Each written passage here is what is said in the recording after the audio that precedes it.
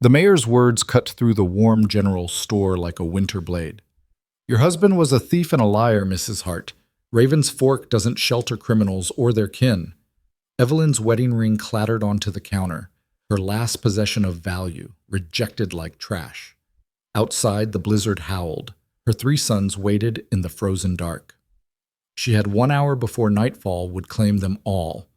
But the widow didn't know that her husband's death had hidden a secret worth killing for, or that salvation wore the face of a monster the whole town feared.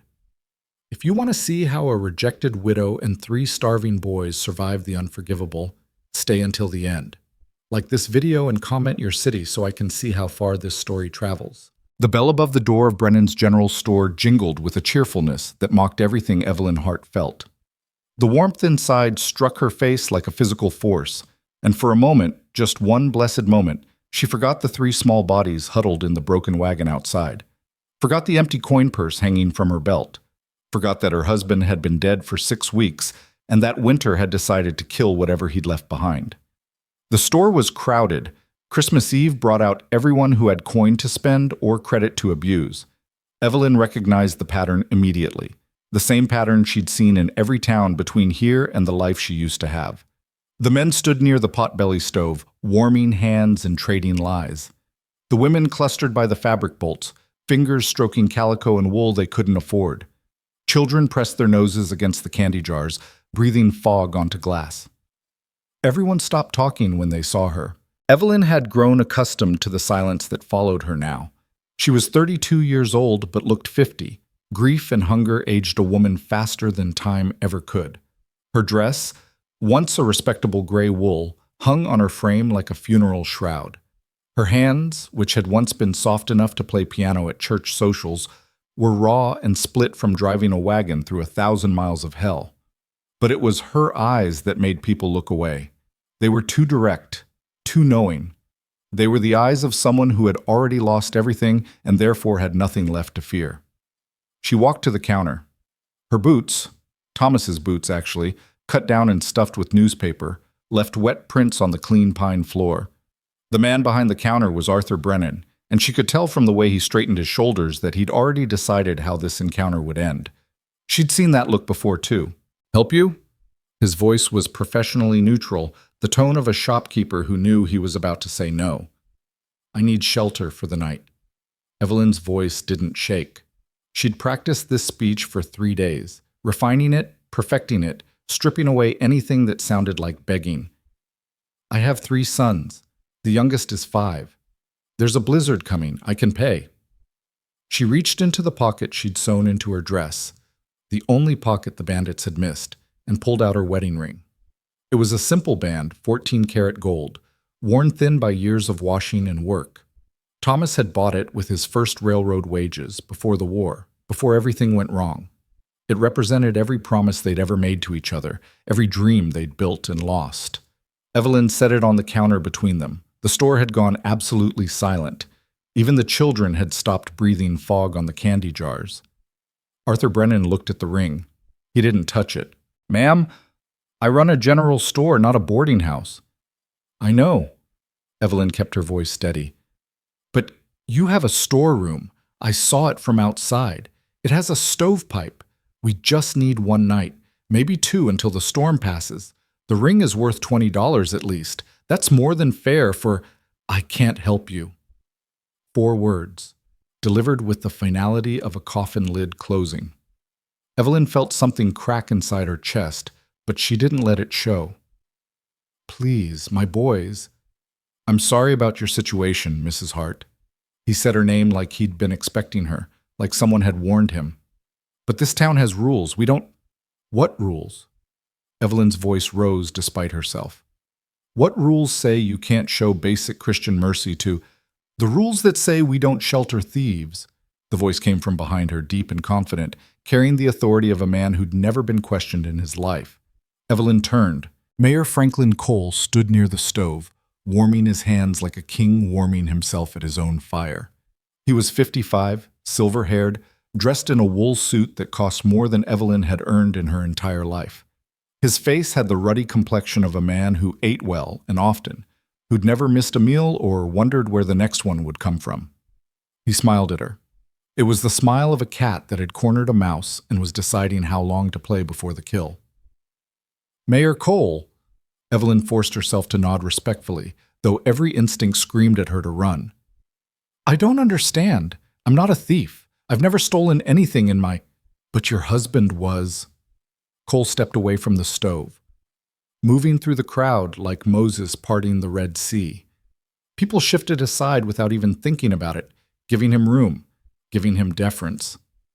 Thomas Hart. Railroad engineer, wasn't he? Until they caught him with his hand in the company safe. That's not true. Evelyn's voice was steady, but her hands had begun to shake. My husband was accused, but he was never proven accused by 6 witnesses. Cole's voice was reasonable, educational, the tone of a teacher correcting a particularly slow student, including the company auditor who found him with $2,000 in stolen payroll money. He was going to return it. The words burst out before Evelyn could stop them. He borrowed it because we needed, our son was sick and the doctors wanted payment up front, and Thomas was going to put it back before anyone noticed, but he got caught. Cole spread his hands in a gesture of false sympathy. I'm sorry, Mrs. Hart, I truly am, but theft is theft, regardless of the reason. Your husband died before he could face trial, which saved him the shame of prison, but it doesn't change what he was. He was a good man. Evelyn's voice cracked. He made one mistake because he was desperate, and it killed him. The shame, the guilt? He couldn't live with it. And now he's gone, and I'm here with 3 boys who haven't eaten in 2 days and a storm coming that will kill us all if you don't. I can't help you. Cole's voice was gentle. That was what made it unbearable. He wasn't angry or disgusted. He was simply stating a fact, as immutable as the weather. This town was built on certain principles, Mrs. Hart. Honesty, hard work, justice. If we start making exceptions for criminals and their families, where does it end? What message does that send? Evelyn stared at him. Around her, the townspeople nodded. Some looked uncomfortable, but they nodded anyway. This was the man who owned half the buildings in Raven's Fork, who decided which businesses succeeded and which failed, who held the mortgage on most of their homes. Nobody was going to challenge him. Not for her. Not for anyone. My boys didn't steal anything, Evelyn whispered. They're children. Samuel is 8, Caleb is 7, Joseph is 5. They're innocent. I'm sure they are. Cole's smile never wavered, which is why you should take them somewhere else, somewhere that doesn't know about your husband's crimes. Start fresh. Build a new life. In a blizzard? Evelyn's voice rose to a shout. You're telling me to take 3 children into a blizzard with no shelter, no food, no... I'm telling you that actions have consequences, Mrs. Hart. Cole's voice hardened just slightly, enough to remind everyone in the room who held the power here. Your husband's actions brought shame to his family. That's tragic, but it's not our responsibility to fix. Now, I suggest you leave before you make this harder on yourself and your boys. Evelyn looked around the store. She met eyes.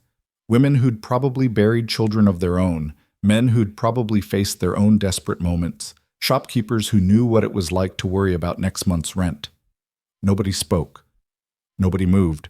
The silence was answer enough. Evelyn reached for her ring. Her hand shook so badly she almost knocked it off the counter. She clutched it in her fist, feeling the metal bite into her palm, using the pain to keep from screaming. There's a way station about 12 miles south, Arthur Brennan said quietly, not meeting her eyes. If you leave now, you might make it before the storm hits. It was a lie. They both knew it was a lie.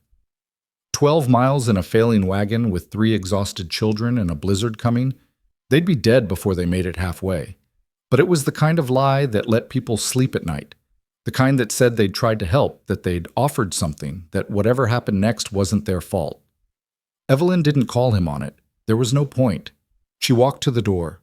Her legs felt like wood, stiff and unresponsive. Behind her, the store remained silent. No one called her back. No one offered food for the boys, or a blanket, or even a word of genuine sympathy. The bell jingled again as she opened the door. The sound was still cheerful, still mocking. Mrs. Hart. She turned. Mayor Cole was watching her from beside the stove, his face thoughtful. I truly am sorry about your circumstances, he said. But you should know. If you're thinking about staying in Raven's Fork anyway, trying to camp somewhere on the outskirts, waiting for charity, don't. I'll have Sheriff Morrison move you along. This town doesn't need the burden of burying your family when you freeze to death on our land. Better it happens somewhere else. He said it kindly. That was the worst part. He genuinely believed he was being helpful, offering advice that might save her trouble down the road. Evelyn looked at him for a long moment. She wanted to spit at his feet, to curse him, to tell him that someday he'd face judgment for this moment. But she was too tired, and her boys were waiting, and words had never changed anything anyway. She stepped out into the cold. The wagon was where she'd left it, tied to the hitching post outside the store. It wasn't really a wagon anymore, more like the skeleton of one, held together with rope and prayer. One wheel was cracked, another was missing half its spokes. The canvas cover had torn away somewhere in Nebraska, and the bed was empty except for 3 small bodies huddled together under a single blanket. Samuel, Caleb, and Joseph looked up as she approached. Their faces were pinched with cold and hunger, their lips blue, their eyes too large in their thin faces. But they didn't complain. They'd learned months ago that complaining didn't help. "Did they say yes, Mama?" Samuel, the oldest, asked. His voice was hoarse from the cough he'd had for 2 weeks. Evelyn climbed onto the wagon bench. Her hands were shaking so badly she could barely gather the reins. "We're going to the way station," she heard herself say. "It's not far. We'll be warm soon." Another lie. She was becoming good at those. Samuel's face fell, but he didn't argue. He was 8 years old and already understood how the world worked. He pulled his brothers closer under the blanket and didn't ask any more questions. Evelyn clicked to the horse, a broken-down mare she'd traded for in Kansas, the last thing of value she'd had before the ring. The animal was as exhausted as they were, its ribs showing through its dull coat, but it leaned into the harness and pulled. The wagon creaked forward. Behind her, Raven's Fork continued its Christmas Eve celebration. Through the lit windows of the store, she could see people laughing, talking, returning to their shopping. The encounter with the desperate widow was already forgotten, just another unpleasant moment on what was otherwise a perfectly nice evening. The wind hit them as soon as they left the shelter of the buildings. It was a living thing, hungry and searching, looking for any gap in their defenses. The temperature had dropped 15 degrees in the past hour. The sky was the color of old iron, pressing down like a coffin lid. Evelyn turned the wagon south toward the fictional way station that didn't exist. She'd gone maybe a quarter mile when she pulled the horse to a stop. She couldn't do it. She couldn't drive her children toward a lie, couldn't pretend there was hope in that direction when she knew there was none. But she also couldn't go back to town. The mayor had been clear about that, which left only one option. Evelyn turned in her seat, looking up at the mountains that rose behind Raven's Fork like a wall of frozen granite. They were called the Devil's Spine, and the name fit. Jagged peaks, sheer cliffs, avalanche paths carved through forests of dead pine. Nobody went up there except miners chasing played-out claims, and most of them never came back down. But she'd heard rumors. Everyone had heard rumors. There was a man up there, a mountain man living alone somewhere above the tree line. The stories varied. Some said he was a deserter from the war, others that he'd murdered his family and fled civilization. Some claimed he was more animal than human now, that he ate raw meat and spoke only in grunts. The one thing everyone agreed on, Rowan Pike was dangerous, unpredictable, and best avoided. But he was also, allegedly, still alive, which meant he had shelter, which meant he'd found some way to survive where no one else could. It wasn't much of a hope. It was barely a hope at all. But it was more than the mayor had given her. Evelyn turned the wagon north toward the mountains. The horse balked, sensing something wrong in that direction, but she snapped the reins and the animal reluctantly obeyed. "Mama?" Caleb's voice was small, confused. "The man said the station was south." "I know, baby." Evelyn kept her eyes on the darkening trail ahead. "But I heard about another place. Closer. We're going there instead." "Is it warm?" Joseph, the youngest, asked.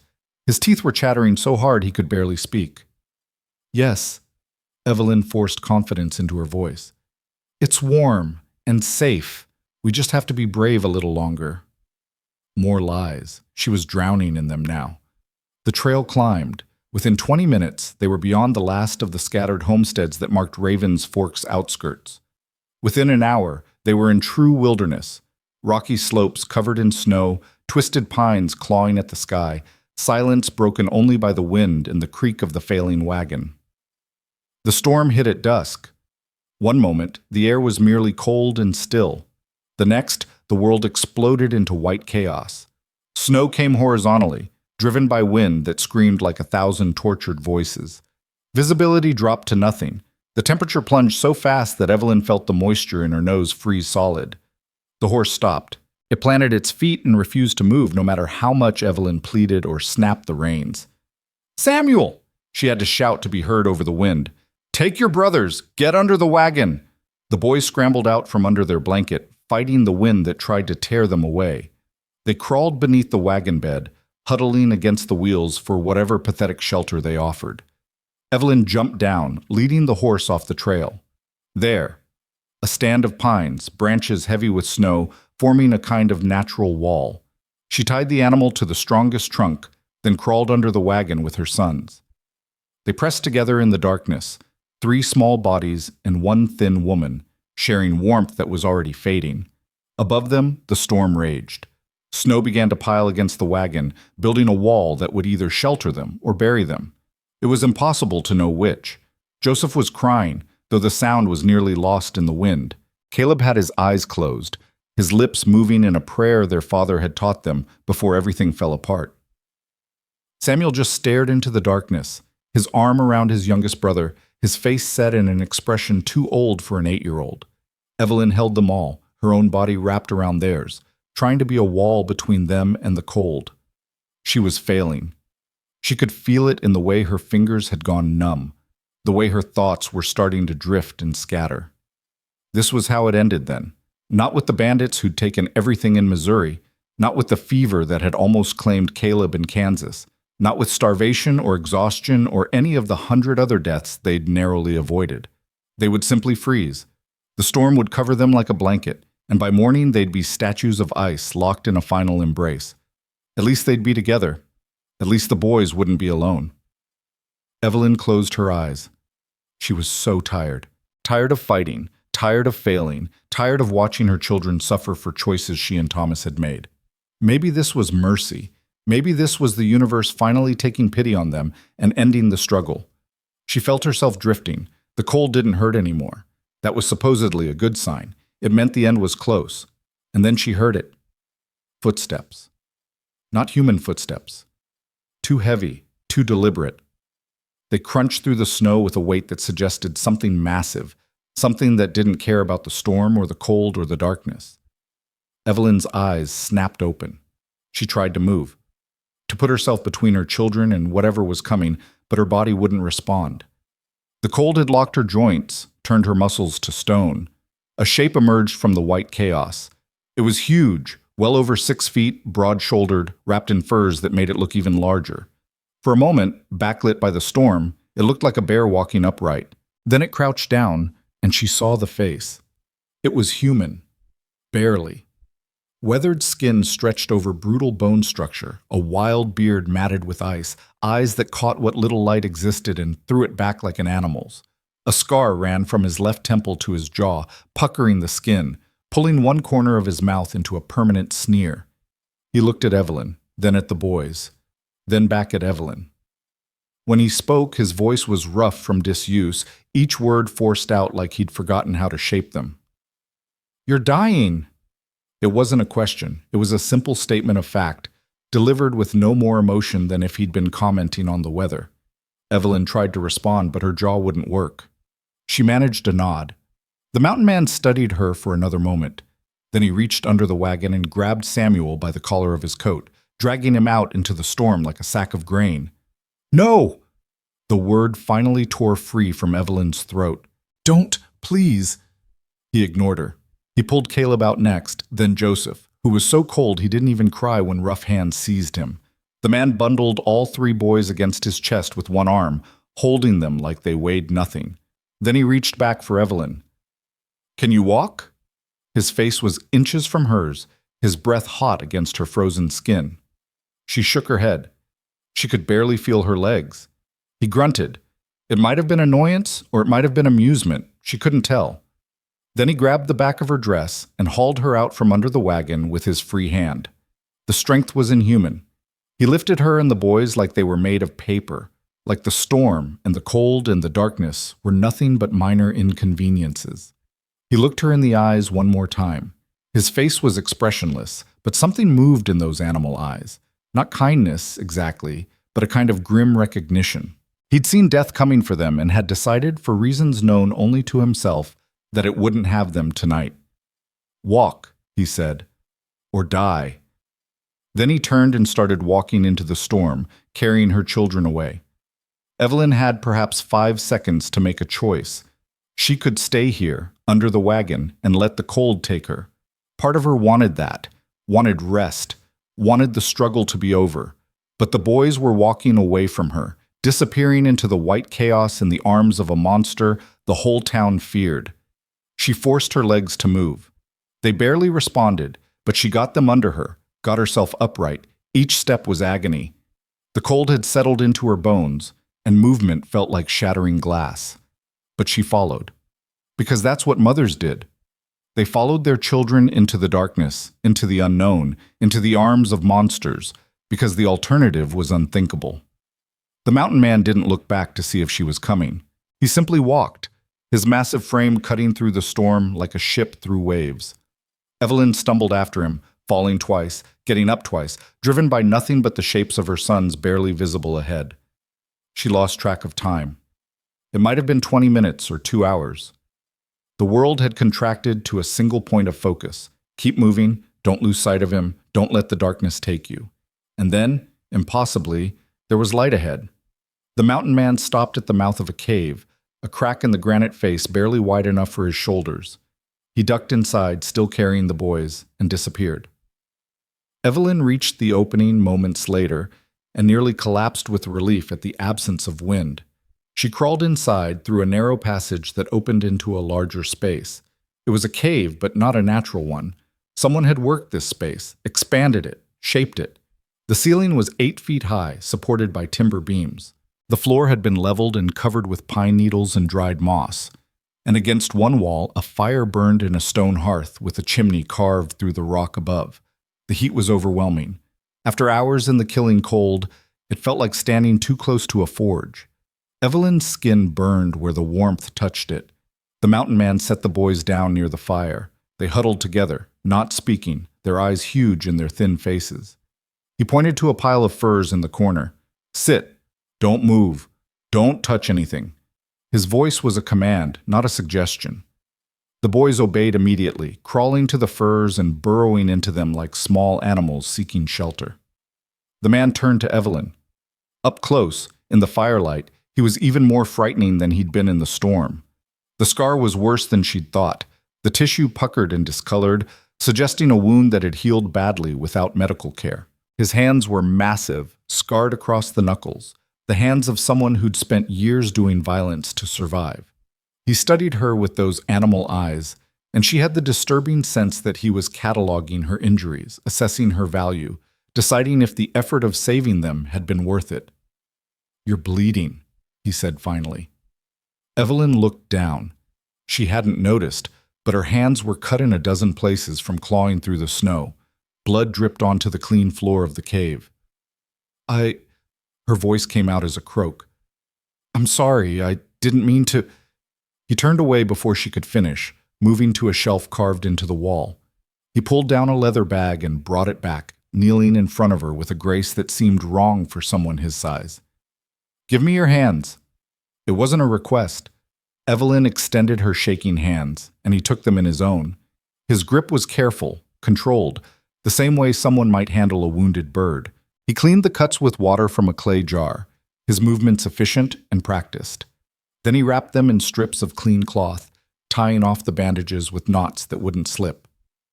"Thank you," Evelyn whispered, "for saving us, for bringing us here. We would have died if— You're still dying." He released her hands and sat back on his heels. "Frostbite in the toes, probably the fingers too. Possible pneumonia in the youngest, starvation in all of you. You've got maybe 3 days before something kills you anyway." He said it the same way he'd said everything else, flat, factual, without emotion. Evelyn stared at him. Then why did you bring us here? For the first time, something shifted in his expression. It wasn't quite a smile.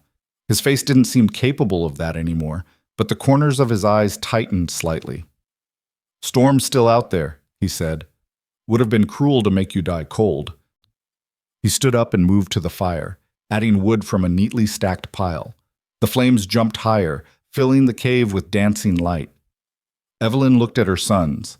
They were watching the mountain man with a mixture of fear and fascination, too exhausted to run, too cold to care about the danger.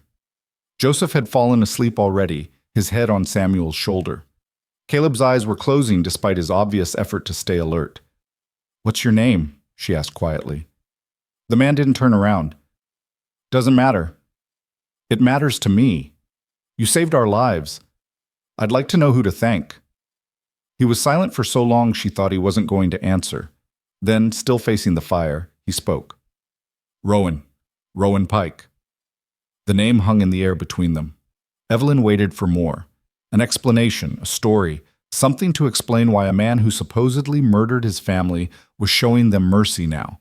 But he said nothing else. He simply sat by the fire, feeding it, keeping it alive, while outside the storm raged and somewhere far below, in the warm general store in Raven's Fork, people celebrated Christmas Eve and slept soundly in their beds, certain they'd made the right choice. Evelyn woke to the smell of meat cooking and the sound of her son's whispering. For a moment, disoriented by warmth and the absence of wind, she thought she was back in their house in Cincinnati, before Thomas lost his job, before everything collapsed. Then her body reminded her where she was. Every muscle ached, her hands throbbed beneath the bandages, and her feet felt like blocks of wood wrapped in fire. She opened her eyes. The cave was brighter than it had been, morning light filtering through the entrance passage. The fire still burned, tended by someone who knew how to make flames last through a long night. And crouched beside it, turning a spit with 3 rabbits skewered on it, was Rowan Pike. In the daylight, he was somehow both more and less frightening than he'd been in the storm. Less, because he was clearly human, just a man, scarred and weathered, but a man nonetheless. More, because the light revealed details she'd missed in the darkness. The way his shoulders moved suggested old injuries that had healed wrong. His hands bore scars that looked like burns, cuts, and worse things she couldn't identify. And when he turned slightly, she saw that the scar on his face continued down his neck, disappearing beneath his shirt. Samuel, Caleb, and Joseph sat near him, close enough to the fire to be warm, but far enough from the mountain man to flee if necessary. They were watching him cook with the intensity of starving children who'd learned not to beg but couldn't stop hoping. Rowan looked up and met Evelyn's eyes. "You're awake. How long did I sleep?" 12 hours, give or take." He pulled the spit from the fire and examined the rabbits with a critical eye. "Boys have been up for 2, haven't moved from that spot, haven't asked for food. You trained them that way, or did life do it?" The question was too direct, too knowing. Evelyn sat up slowly, pain shooting through her shoulders. "Both, I suppose," Rowan grunted. He used a knife to cut the first rabbit from the spit, placed it on a flat piece of slate, and set it in front of the boys. "Eat! Don't burn your mouths!" Samuel looked at his mother, asking silent permission. When she nodded, all 3 boys fell on the meat like wolves. They tore at it with their hands, too hungry for manners, grease running down their chins. Joseph made a sound that was half sob, half moan, the sound of someone who'd forgotten what being full felt like. Rowan cut the second rabbit and brought it to Evelyn.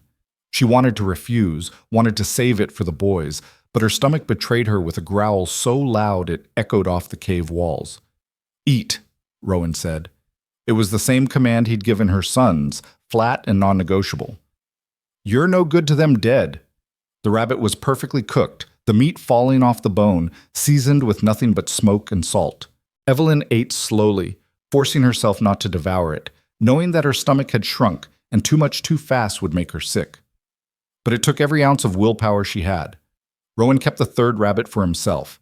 He ate methodically, efficiently, his eyes moving between Evelyn and the boys like he was still assessing, still deciding if saving them had been a mistake. When the meal was finished and the bones had been tossed into the fire, he stood and moved to the back of the cave. He returned with 4 pairs of socks, thick wool, hand-knitted, surprisingly clean. "Take off your boots," he told the boys. They obeyed, struggling with frozen laces. When their feet emerged, Evelyn bit back a gasp. All 3 had toes that were white and waxy, the tissue damage obvious even to her untrained eye. Rowan examined each foot with the same clinical detachment he'd shown the night before. His hands were surprisingly gentle as he probed the damaged tissue, checking for sensation, assessing the extent of the injury. "You're lucky," he said finally. "Another hour, and you'd be losing toes. As it is, you'll keep them, but they'll hurt like hell for the next week." He handed each boy a pair of socks. "Put these on. Keep them on. Don't get them wet." "Thank you, sir," Samuel said quietly, his voice hoarse from coughing. Rowan's eyes snapped to him. "Don't call me sir. I'm not your father, and I'm not a gentleman. Name's Rowan. Use it or use nothing." Samuel nodded, his face flushing. Rowan turned to Evelyn and tossed her the 4th pair of socks. "You too. Let me see the damage." Evelyn hesitated. The intimacy of removing her boots in front of a strange man felt wrong, even in circumstances like these. But the pain in her feet was getting worse, not better, and she could feel the wrongness in her toes. She unlaced Thomas's cut-down boots and pulled them off. Her feet were worse than the boys'.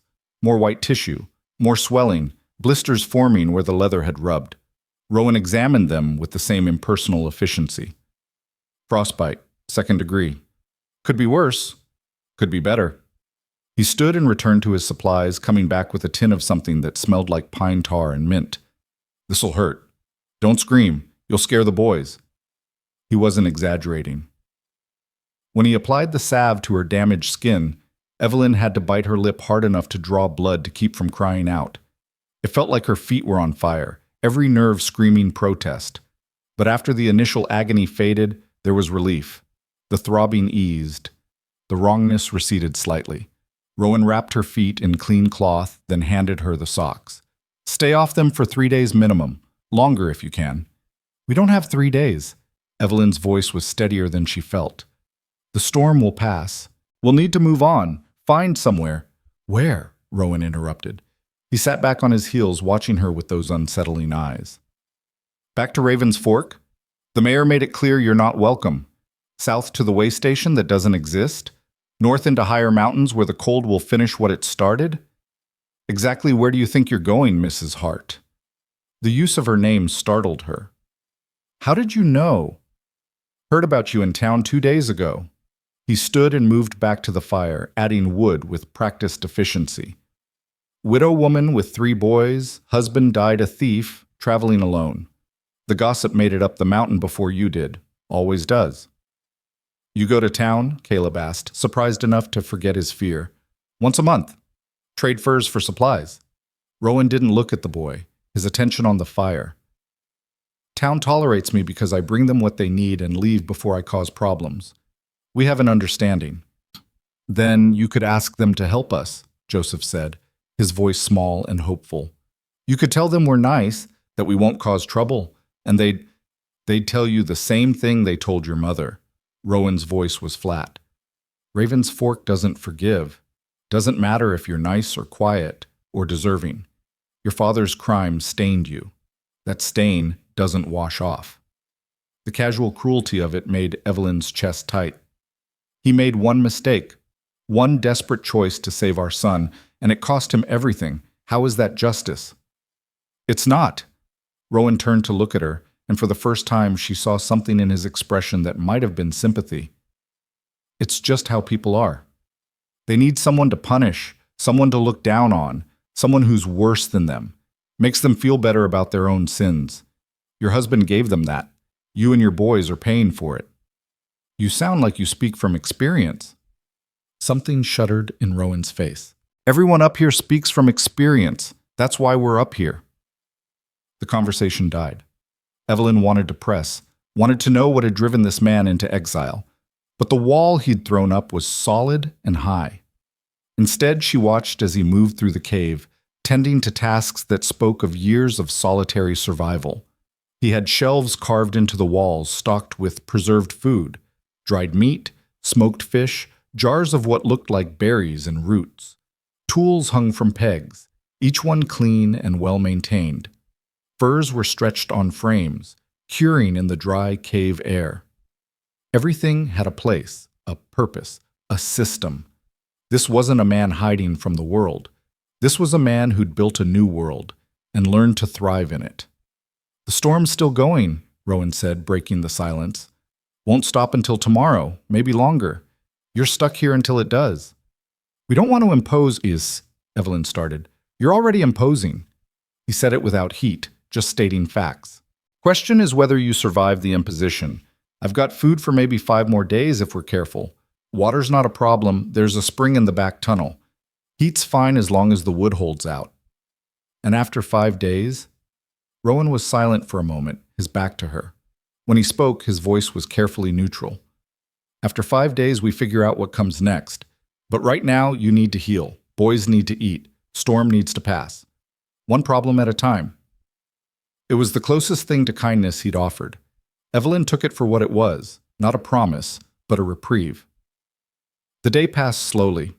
The boys, exhausted from weeks of travel and deprivation, slept most of it away, curled together in the pile of furs like puppies. Evelyn tried to stay awake, hyper-alert to any threat this strange man might pose, but her body betrayed her. She drifted in and out of sleep, waking periodically to find Rowan in different parts of the cave, mending a tear in his coat, sharpening a knife, reading a book so worn the cover had fallen off. The third time she woke, it was dark outside again, and he was cooking something that smelled like herbs and meat. "What is that?" she asked, her voice thick with sleep. "Stew. Got root vegetables stored in the cold room, some dried venison. Figured the boys need more than just meat." He stirred the pot hanging over the fire. "You know how to cook?" "I used to when we had a kitchen and food." "Can you sew?" "Yes. Why?" He pulled something from beside him, a shirt with a torn sleeve. "Because I can't, and I've got 6 months of mending piled up that I've been ignoring." It was such a normal request, so domestic, that Evelyn almost laughed. Here she was, trapped in a cave with a man the whole town feared, and he wanted her to sew. "I can do that," she said, "if you have needle and thread." He did. Of course he did. Everything in this cave was organized, prepared, ready for any need. He brought her a small wooden box filled with needles, thread, and even a thimble. Evelyn took the shirt and began working on the tear. Her hands were clumsy with the bandages, but the familiar motion was soothing. She'd spent years mending clothes, making one set of garments last through season after season of wear. This was something she knew how to do, something she was good at. Rowan watched her work for a moment, then returned to his stew. "Your husband," he said quietly, not looking at her. "The money he took. Did he steal it?" Evelyn's hands stilled. "Does it matter?" "Maybe. Maybe not. But I'd like to know who I'm sheltering." She considered lying, but this man had saved their lives, had shared his food and fire, had tended their injuries. He deserved the truth. "Yes," she said. "He took it. $2,000 from the railroad payroll. He was going to return it within 48 hours before anyone noticed, but the auditor came early." Thomas panicked. He tried to explain, but it looked exactly like what it was: theft. They arrested him, posted bail, and 3 weeks later, he couldn't live with the shame.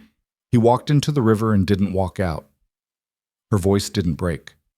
She'd told this story enough times that it had become a recitation, the emotional weight stripped away. Why'd he need the money? Joseph was sick, pneumonia. The doctors wanted $50 up front for treatment, another $100 for the hospital. We didn't have it. Thomas had already borrowed from everyone he could. The railroad was his last option. Did the money save him? Evelyn looked at her youngest son, sleeping peacefully by the fire, his color better than it had been in weeks. Yes, Joseph lived. Thomas died. I'm still not sure if that was the right trade. Rowan was quiet for a long time. Then he said, "Your husband did what any father would do. Town's wrong to punish you for it." "They're not punishing us for what he did. They're punishing us for what he was, poor, desperate, and inconvenient. If he'd been rich, they would have called it a loan. If he'd been powerful, they would have called it a mistake. But he was just a railroad engineer with a sick son, so they called it theft. True enough. Rowan ladled stew into wooden bowls. Still doesn't explain why you came up here. Plenty of towns between Cincinnati and Raven's Fork. Why keep going until you hit the one that would kill you? Evelyn finished the repair and set the shirt aside. We weren't going to Raven's Fork specifically. We were just going west, following rumors of work, towns that needed seamstresses or cooks or laundresses. But everywhere we stopped, someone recognized Thomas's name. Word travels. Telegraph lines carry gossip faster than wagons carry people. By the time we reached Kansas, we were running out of places that hadn't heard the story. So you thought you'd try the edge of nowhere. I thought I'd try somewhere small enough that they might not know, might not care. She laughed, a bitter sound. I was wrong. Rowan woke the boys and handed out bowls of stew. They ate slowly this time, their stomachs adjusting to regular food. When they finished, he collected the bowls and cleaned them with sand and water, his movements methodical. Tell me about the wagon, he said as he worked. It was barely holding together when I found you. How long has it been like that? Since Nebraska. We hit a boulder fording a river, cracked the axle, broke a wheel. I patched it as best I could, but I'm not a wheelwright. And the horse? Traded for her in Kansas. She was old then. She's worse now. Rowan dried the bowls and stacked them on a shelf. The wagon's not going to make it down the mountain. Even if we could fix it, the trail's too rough, and the horse won't survive another week of hard travel.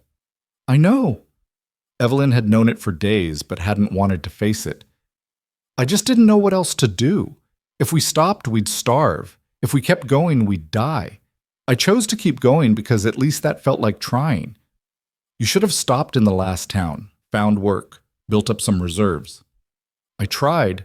They found out who I was within 3 days. We had to leave in the middle of the night before someone decided to make an example of us. Rowan turned to look at her, his scarred face thoughtful. They tried to hurt you? They tried to hurt my sons, called them thieves' spawn, threw rocks. The sheriff told us to leave, said he couldn't guarantee our safety if we stayed. Something dangerous flickered in Rowan's eyes. The sheriff said that. Not everyone wears a badge because they believe in justice. No. Rowan's voice was quiet, but there was steel beneath it. They don't. The boys were falling asleep again, their bodies demanding rest to heal. Evelyn covered them with furs, tucking them in like she used to when they had a home and beds and futures. When she turned back, Rowan was standing near the cave entrance, looking out at the storm. Snow still fell in sheets, visible even in the darkness. Can I ask you something? Evelyn said. He didn't turn. You can ask. Doesn't mean I'll answer. Why did you save us? You don't know us. We're nothing to you. You could have left us under that wagon and no one would have blamed you, so why bring us here? For a long time, Rowan was silent. The wind howled outside and the fire crackled, and Evelyn thought he wasn't going to respond at all. Then he spoke, his voice so low she had to strain to hear it. Because I've been where you are. Different reasons, different circumstances, but I've been the one everyone rejected. I've been the one left to die in the cold. And someone saved me when they didn't have to. I'm just passing it forward. Who saved you? Doesn't matter. They're dead now. The finality in his tone killed any further questions. Evelyn returned to the fire and sat down, her mind churning. This man was a contradiction. Brutal and gentle, isolated and generous, feared and kind. The town had made him a monster in their stories, but the reality was far more complicated. The storm continued through the night and into the next day. By the second morning, the cave felt smaller, the walls pressing in. The boys were restless, tired of confinement, their energy returning faster than their judgment. They wanted to explore, to run, to do anything but sit still. Rowan tolerated it for about an hour. Then he stood, pulled on his heavy coat, and jerked his head toward the back of the cave. Come on, I'll show you the spring, but you listen to everything I say, and you don't touch anything without permission. Understood? The boys nodded eagerly. Even Samuel, usually so cautious, looked excited. They followed Rowan through a narrow passage Evelyn hadn't noticed before. It twisted deeper into the mountain, lit by a lantern Rowan carried. The walls were close enough to touch on both sides, and the ceiling dropped low enough that Rowan had to duck. After 50 feet, the passage opened into another chamber, smaller than the first, but no less impressive. Water trickled from a crack in the wall, filling a natural basin before draining away through a gap in the floor. The sound was musical, peaceful, nothing like the screaming wind outside. Spring never freezes, Rowan said. Comes from deep enough that the mountain's heat keeps it liquid. Water's clean. I've been drinking it for 5 years without problems.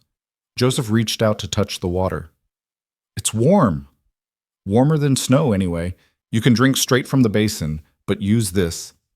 He handed Joseph a wooden cup hanging from a peg. Don't put your whole head in. Don't piss in it. Don't do anything that might contaminate it. This is what keeps me alive up here. The boys took turns drinking, their faces awed by the simple miracle of clean water appearing from stone. While they explored the chamber under Rowan's watchful eye, Evelyn noticed something else. Shelves carved into the walls filled with books. Dozens of them, leather-bound and cloth-covered, some new, some ancient. You read, she said, surprised. Surprised the savage can read? There was amusement in his voice, the first she'd heard. Surprised anyone living alone in a cave has this many books. What else am I going to do during the winter? I can only skin so many animals before I go crazy. He pulled one down and handed it to her. Shakespeare. The town doctor was throwing them out when his father died. I traded furs for the lot. Evelyn opened the book. The Tempest. The pages were worn but cared for, the margins filled with notes in cramped handwriting. You annotate Shakespeare. I annotate everything. If I'm going to read it, I'm going to think about it. Otherwise, what's the point? She looked at him with new eyes. This wasn't a man who descended into savagery. This was a man who deliberately built a life here, who'd filled his isolation with knowledge and purpose. Who were you? She asked quietly. Before the mountain? Rowan's expression closed down. Someone different, someone worse. He took the book from her hands and returned it to the shelf. That person's gone. This is what's left. He wouldn't say more. But as they walked back through the passage, Evelyn caught him looking at her sons with an expression that was almost hunger, not threatening, but yearning. The look of someone who'd lost something precious and saw echoes of it in front of him. By the third day, the storm had weakened, but not broken. Snow still fell, but the wind had dropped enough that the world outside was visible again. Rowan took them to the cave entrance and pointed down the mountain. See that line of trees? That's where the wagon trail is. It's buried under 8 feet of snow right now. Even when the storm passes, it'll take 3 days minimum for the drifts to settle enough to travel. And then? Evelyn asked. And then we figure out what you're going to do, because you can't stay here forever, and you can't go back to Raven's Fork, and you can't keep traveling with a broken wagon and a dying horse. You make it sound like we're trapped. You are trapped. The mountains trapped you. Your husband's crimes trapped you. Winter's trapped you. Question is whether you're going to die trapped or find a way out. It should have been harsh. It should have felt cruel. But Rowan said it with the same factual tone he used for everything. Not judgment, just observation. That night, after the boys had fallen asleep, Evelyn and Rowan sat by the fire. She'd finished mending all his damaged clothes and had started on his spare blanket, repairing holes and worn patches. You're good at that, he said, watching her work. I've had practice. When you can't afford new clothes, you learn to make old ones last. Could you teach it? Teach sewing, of course. It's not difficult, just patience and... She stopped, realizing what he was really asking. You think I should stay, set up somewhere and teach sewing? I think you're good at something useful, and useful things can earn money. Not much, maybe, but enough to feed your boys. Enough to build a foundation. Where? Every town we've tried has not Raven's Fork, not the towns you've already been to, but there are mining camps north of here, over the divide. Smaller operations, men who've got no use for town politics because they're barely part of civilization themselves. Some of them have families. Women who'd pay for someone to teach them better sewing, better cooking, better anything that makes life up there more bearable. Evelyn considered it. Mining camps are dangerous, lawless. So is the trail, so is starving. Pick your danger. He poked the fire. I'm not saying it's perfect. I'm saying it's possible. And possible is better than dead. She wanted to argue, to find the flaw in his logic, but she couldn't. He was right. The boys couldn't survive another month of running. They needed stability, safety, food. They needed a place to rest before winter killed them. I'll think about it, she said finally. Don't think too long. Weather breaks in 3 days. You've got maybe 2 weeks before the next storm. If you're going to move, you do it in that window or you're stuck here until spring. The warning was clear. Rowan would shelter them through this storm, but he wasn't offering permanent sanctuary. He had his own survival to think about, his own carefully balanced system. They were an intrusion, a temporary one, maybe even a welcome one, but temporary nonetheless. On the 4th day, the storm finally broke. The wind died to nothing, and when Evelyn woke, sunlight was streaming through the cave entrance for the first time since they'd arrived. Rowan was already up, standing at the entrance, looking down the mountain. Something in his posture made her nervous. "What's wrong?" she asked, joining him. He pointed. Far below, barely visible through the trees, was movement. Too organized to be animals. Too purposeful to be chance. "Someone's coming up the mountain," he said. 2 men, maybe 3. They've been climbing for an hour. Who would... Evelyn's blood went cold. "The mayor. He said he'd have the sheriff move us along if we stayed near town." "They don't know you're here. The wagon's buried under 10 feet of snow, half a mile away. There's no trail to this cave." But Rowan's hand had moved to the long knife at his belt. "Still, better to be ready." He turned to Evelyn. "Take the boys to the spring room. Stay there until I come get you. Don't make noise. Don't come out." "You think they're dangerous?" "I think men who climb a mountain in winter weather have a reason, and reasons usually involve violence." He pulled a second knife from his boot and handed it to her. "You know how to use this?" Evelyn took it, the weight foreign in her hand. "I've never... Hold it like this." He adjusted her grip. "If someone comes at you, don't swing wide. Short, hard thrust into the belly or throat. Don't hesitate. Hesitation gets you killed." "You sound like you've done this before." "I have. That's why you should listen." He gave her a push toward the back passage. "Go, now." Evelyn gathered the boys, who sensed the urgency and didn't argue. They crowded into the spring room, and she pushed them into the darkest corner, away from the entrance. "Stay quiet," she whispered. "No matter what you hear, stay quiet."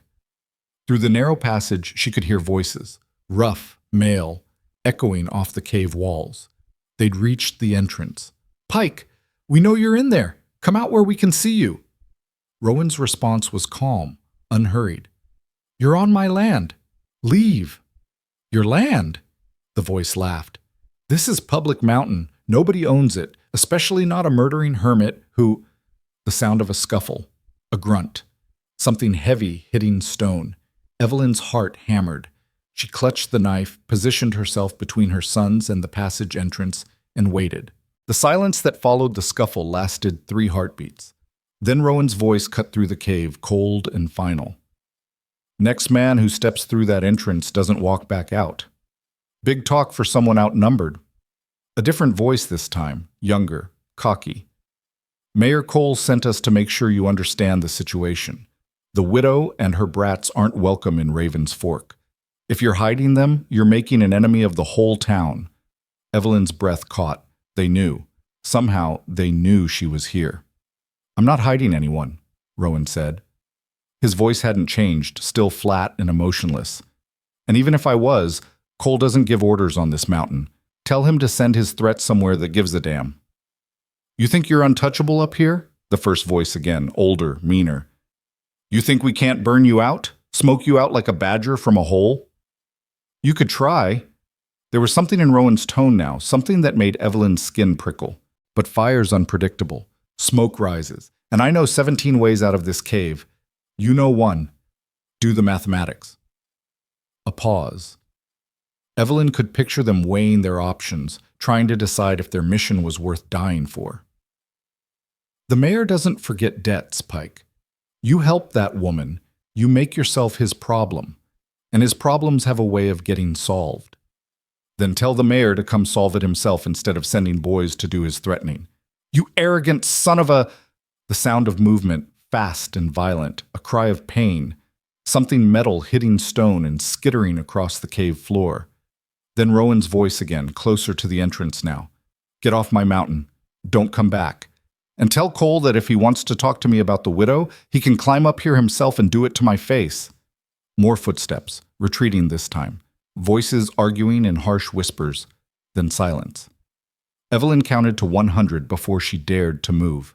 When she finally emerged from the spring room, knife still clutched in her trembling hand, Rowan was standing in the main chamber cleaning his own blade with a strip of cloth. There was blood on the stone floor near the entrance, a trail of it leading outside. "Are they gone?" Her voice was barely a whisper. "For now." He didn't look up from his knife. "They'll be back. Maybe not today, maybe not tomorrow, but they'll be back. Cole doesn't like being told no." "How did they know we were here?" "They didn't, not for certain." He finished cleaning the blade and slid it back into its sheath. "But they suspected. Someone probably saw your wagon tracks before the storm covered them. Or maybe they just assumed the only place a desperate woman would go is toward the one man crazy enough to help her." Evelyn felt her legs weaken. She sank down onto a pile of furs, the knife falling from her numb fingers. "I've brought trouble to your door." "I'm sorry. We'll leave as soon as—" "You'll leave when I say you can leave." Rowan's voice was sharp. "Right now, you'd last maybe 6 hours before they found you. And when they find you, they won't just turn you away this time. They'll make an example of you, show everyone what happens to people who defy the mayor." "Why?" The word burst out of her, raw with frustration and fear. "Why does he care so much? We're nobody. We're nothing to him. Why waste the effort hunting us down?" Rowan was quiet for a moment. Then he moved to one of his shelves and pulled down a bottle of amber liquid. He poured 2 fingers into a wooden cup and handed it to her. "Drink. You're shaking."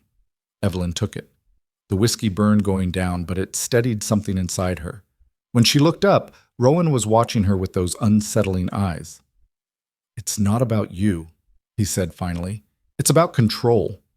Cole runs Raven's Fork because everyone's afraid to challenge him.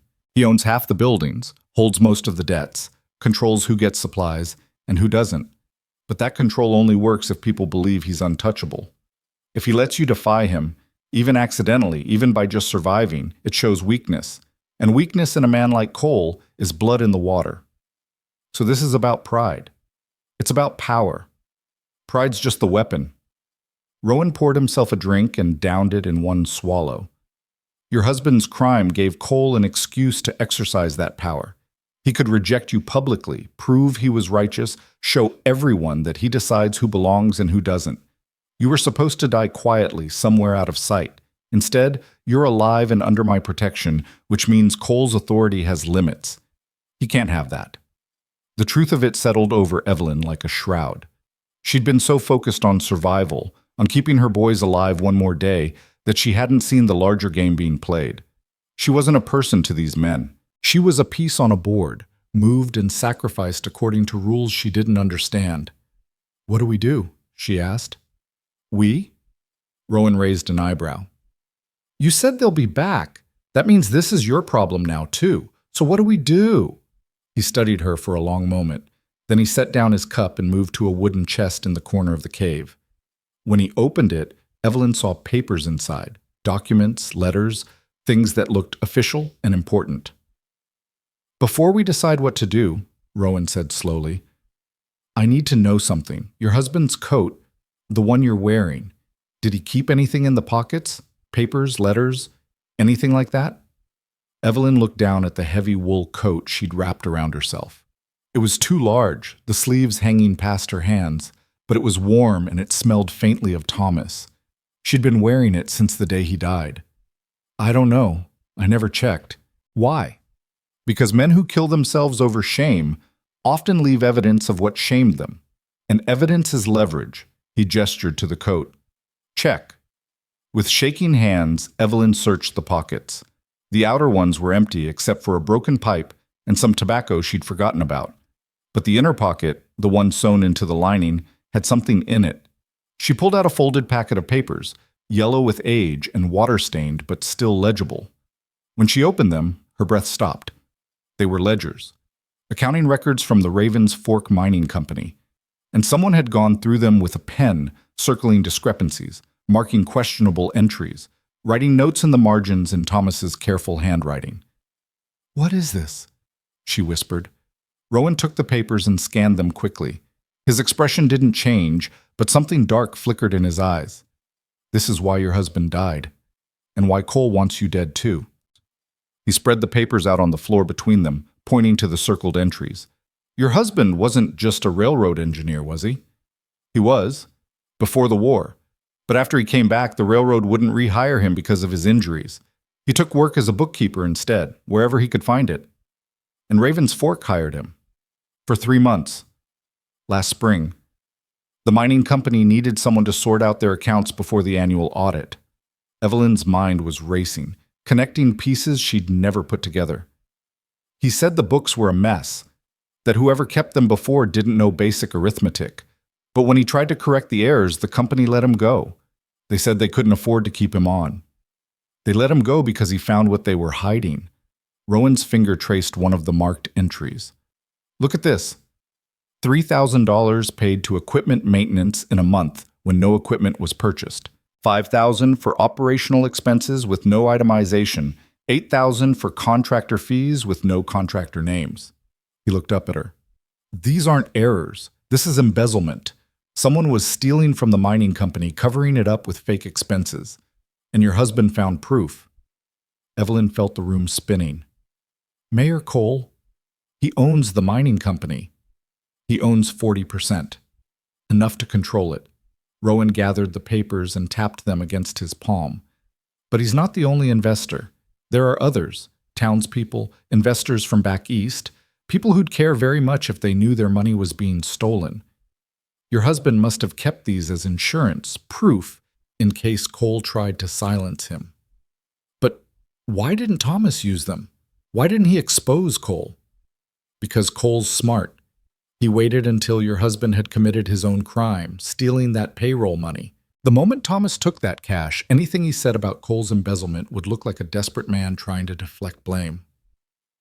"Who would believe a thief accusing a respected mayor?" Rowan's voice was grim. "Cole set the perfect trap. Your husband could either keep quiet about what he knew and face shame in prison, or speak up and be dismissed as a liar trying to save himself. Either way, he was destroyed. And it destroyed him." Evelyn's voice broke. The weight of knowing the truth but being unable to prove it, unable to defend himself, unable to protect his family from the consequences of his one desperate act, it was too much.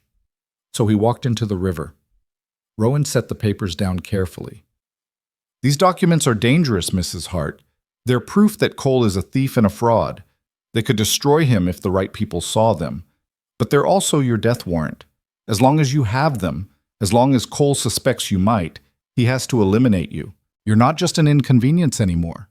You're a threat." The boys had crept out from the spring room during the conversation, drawn by the tension in the adults' voices. Samuel stood nearby, his young face pale and serious. "Mama," he said quietly, "are we going to die?" The question hung in the air. Evelyn wanted to lie, to comfort him, to promise that everything would be fine. But she'd done enough lying. Her son deserved the truth. "I don't know, baby," she said, "but we're going to fight, however we can, for as long as we can. We're going to fight." Rowan looked at her, then at the boys, then back at the papers on the floor. She could see him calculating, weighing options, running through scenarios in his mind. "There's a way," he said finally. "It's dangerous. It might get us all killed, but it's better than waiting for Cole to hunt you down." "What way?" "We make the truth public. We expose what Cole did. Show everyone in Ravens Fork that their beloved mayor is a thief who drove a good man to suicide to cover his crimes. We destroy his reputation before he can destroy you." "How? If Thomas couldn't make people listen when he was alive, why would they listen to me?" "Because you're not just going to tell them. You're going to show them. In a way they can't ignore, can't dismiss, can't pretend didn't happen." Rowan stood and moved to the cave entrance, looking down at the town far below. "The Founders Ball. It's in 3 days. Every important person in Ravens Fork attends. Investors, businessmen, territorial officials. Cole hosts it every year to show off his wealth and influence. It's the perfect stage.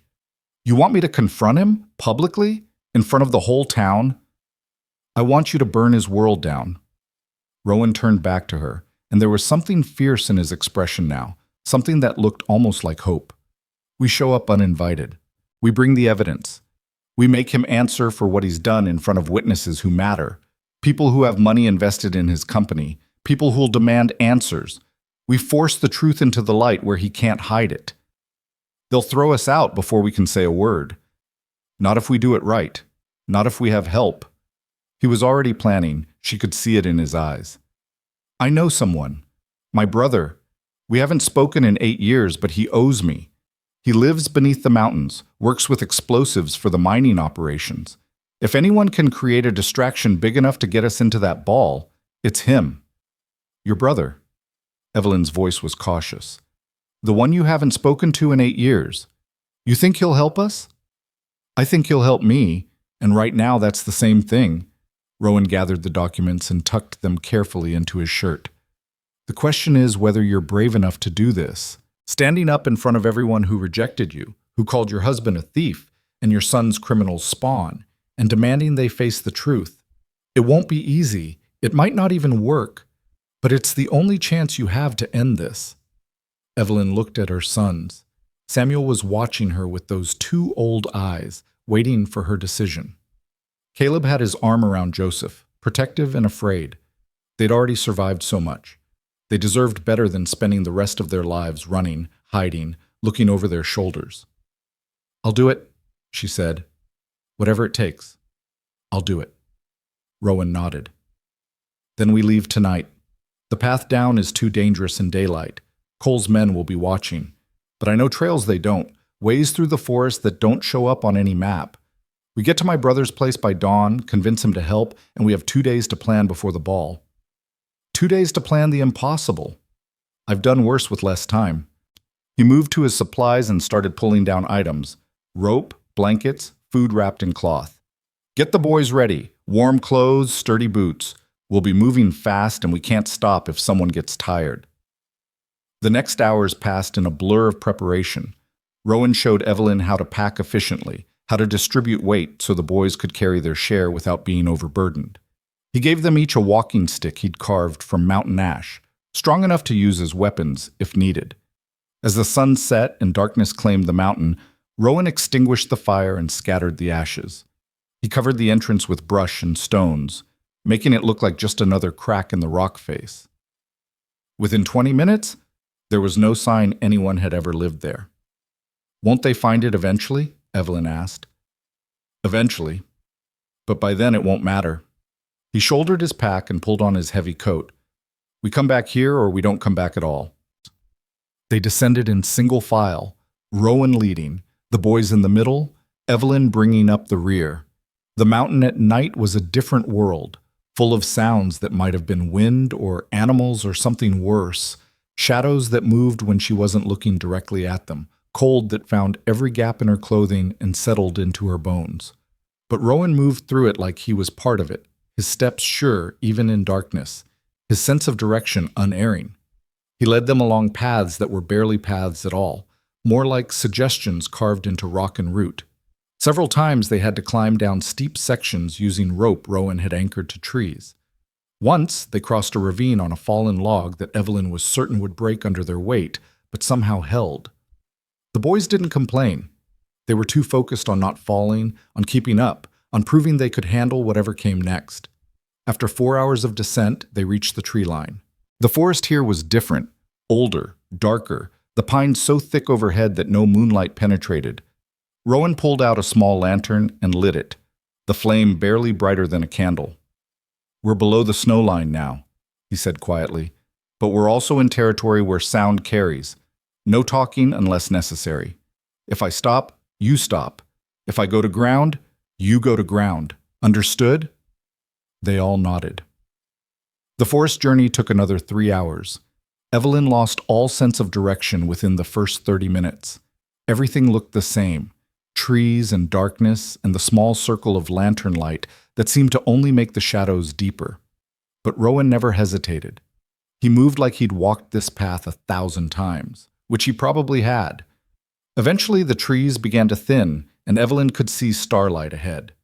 They emerged at the base of a cliff face that rose up into the darkness like a wall. Rowan moved along it, running his hand over the stone until he found what he was looking for. A seam, barely visible, where the rock had been cut and fitted back together.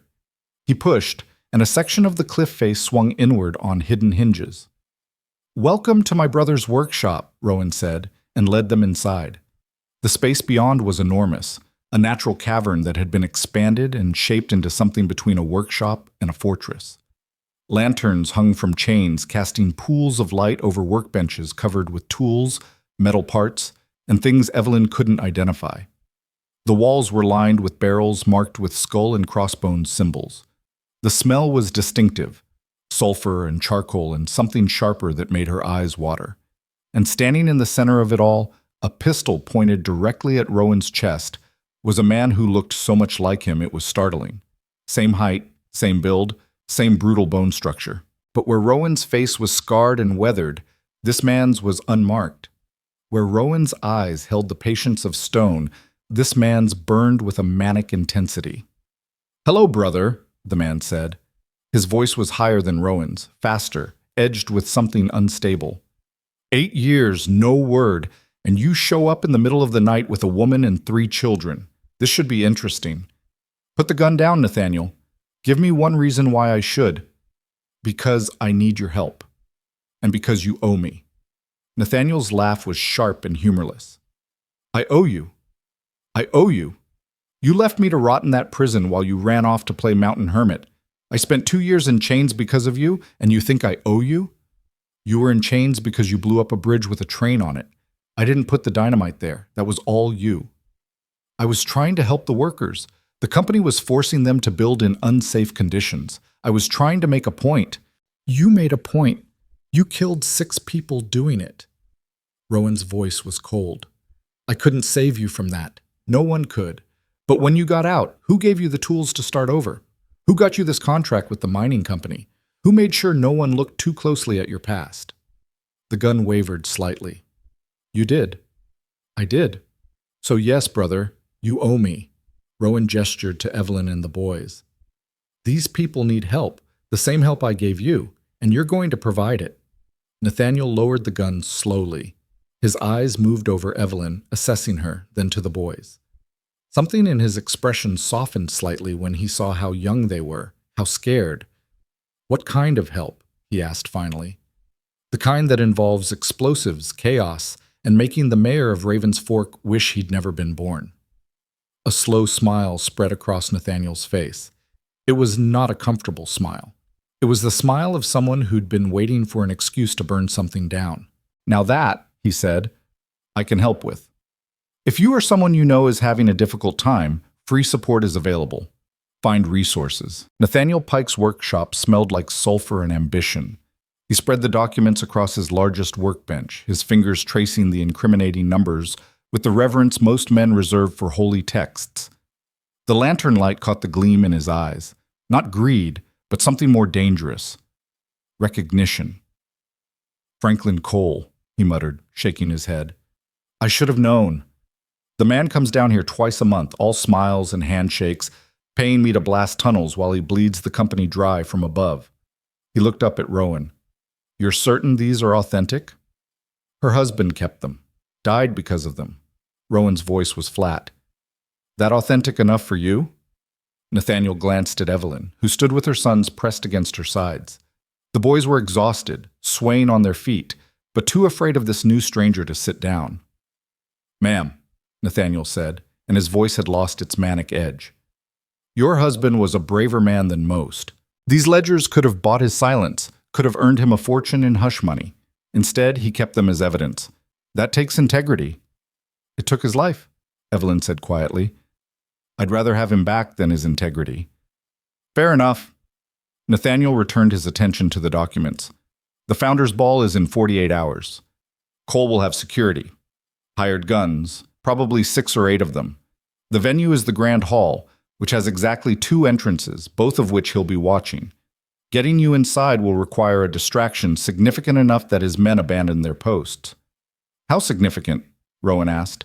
Nathaniel's smile returned, sharp and dangerous. How do you feel about fireworks? Over the next 2 days, the workshop became a war room. Nathaniel worked with the focused intensity of a man possessed, assembling devices he called theatrical displays, but which looked disturbingly like weapons. Rowan drilled Evelyn on what to say, how to say it, where to stand for maximum visibility. You'll have maybe 3 minutes before they throw you out, he told her. 3 minutes to make your case, show the evidence, turn the crowd against Cole. Every word has to count. What if they don't believe me?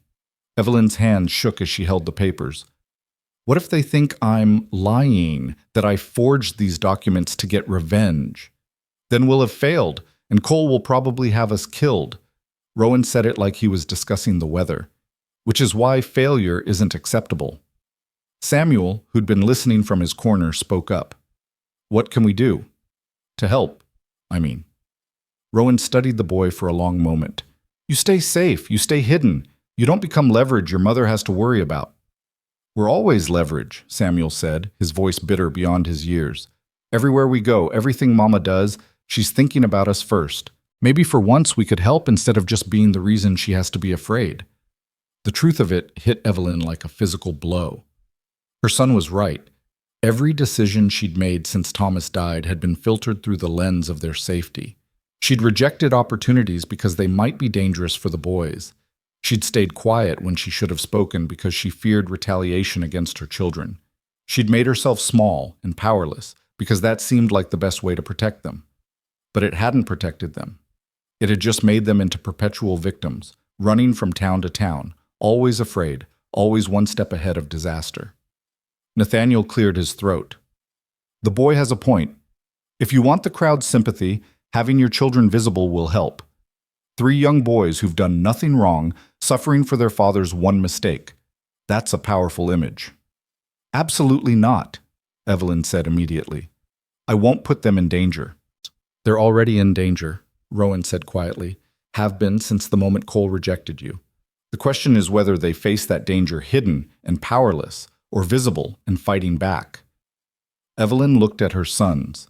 Samuel with his 2 old eyes, Caleb with his quiet strength, Joseph with his fragile hope. They deserved better than this.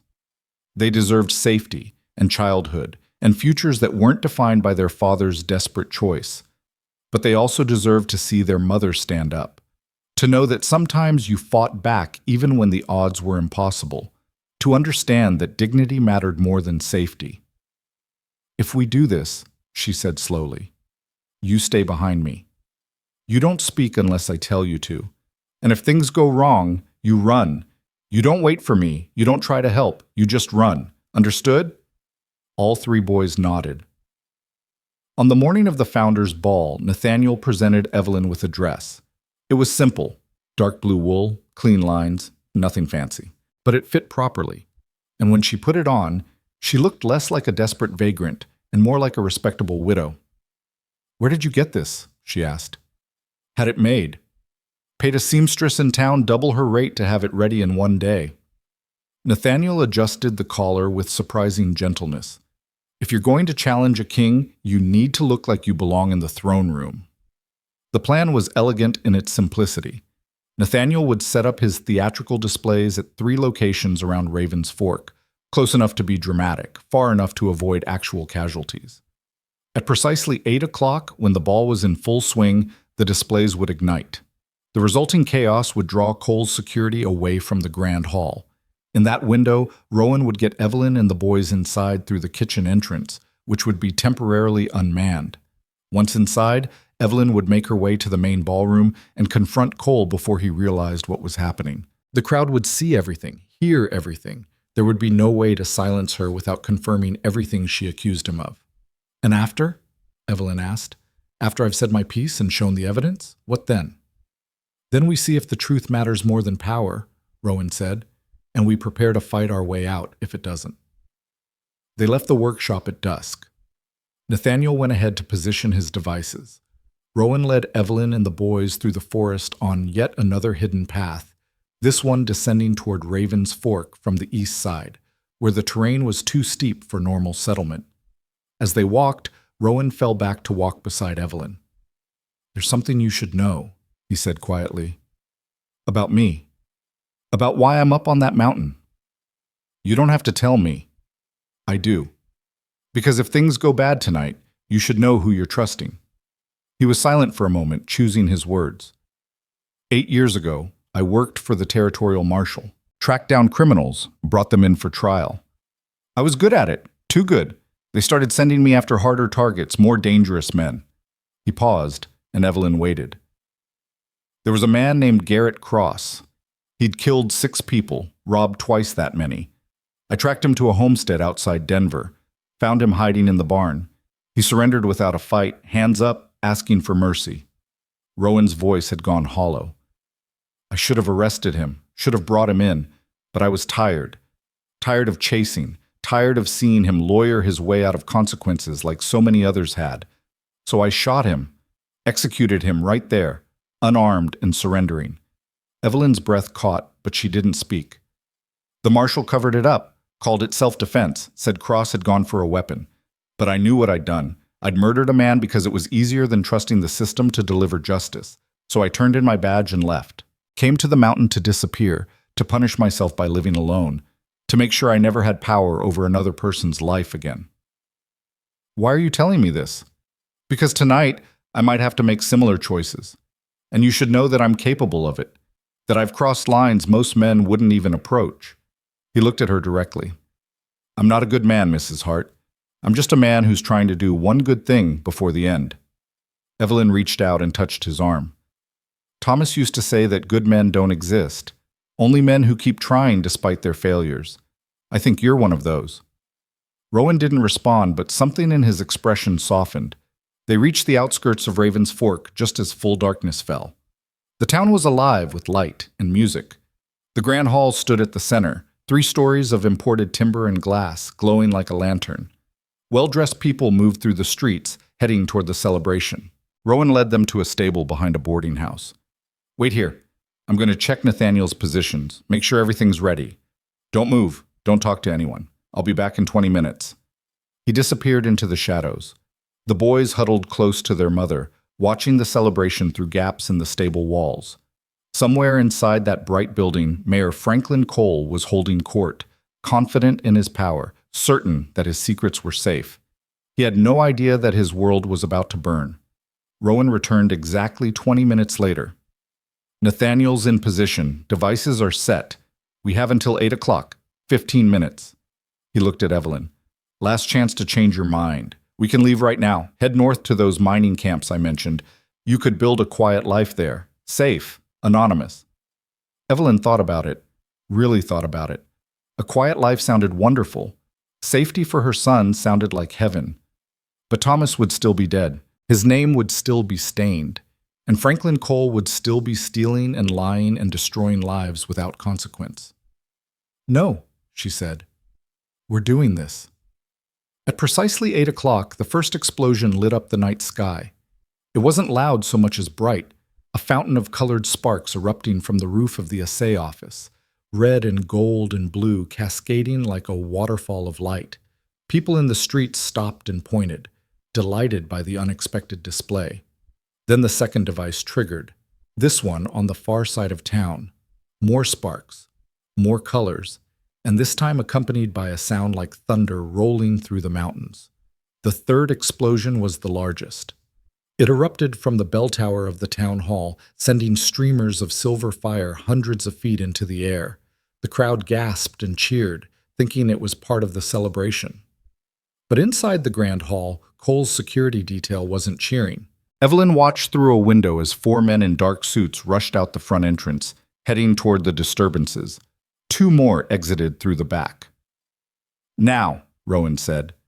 They moved quickly. The kitchen entrance was exactly where Nathaniel said it would be, and exactly as unguarded as he'd promised. They slipped inside past hanging pots and startled cooks too busy preparing food to question why a widow and 3 children were entering through the back. The hallway beyond led to a servant's stair. Rowan led them up, moving with the confidence of someone who'd memorized the building's layout. At the top, they emerged into a gallery overlooking the main ballroom. The sight below was staggering. Hundreds of people in their finest clothes, dancing and drinking and laughing. Crystal chandeliers threw rainbow light across polished floors. A string quartet played in one corner.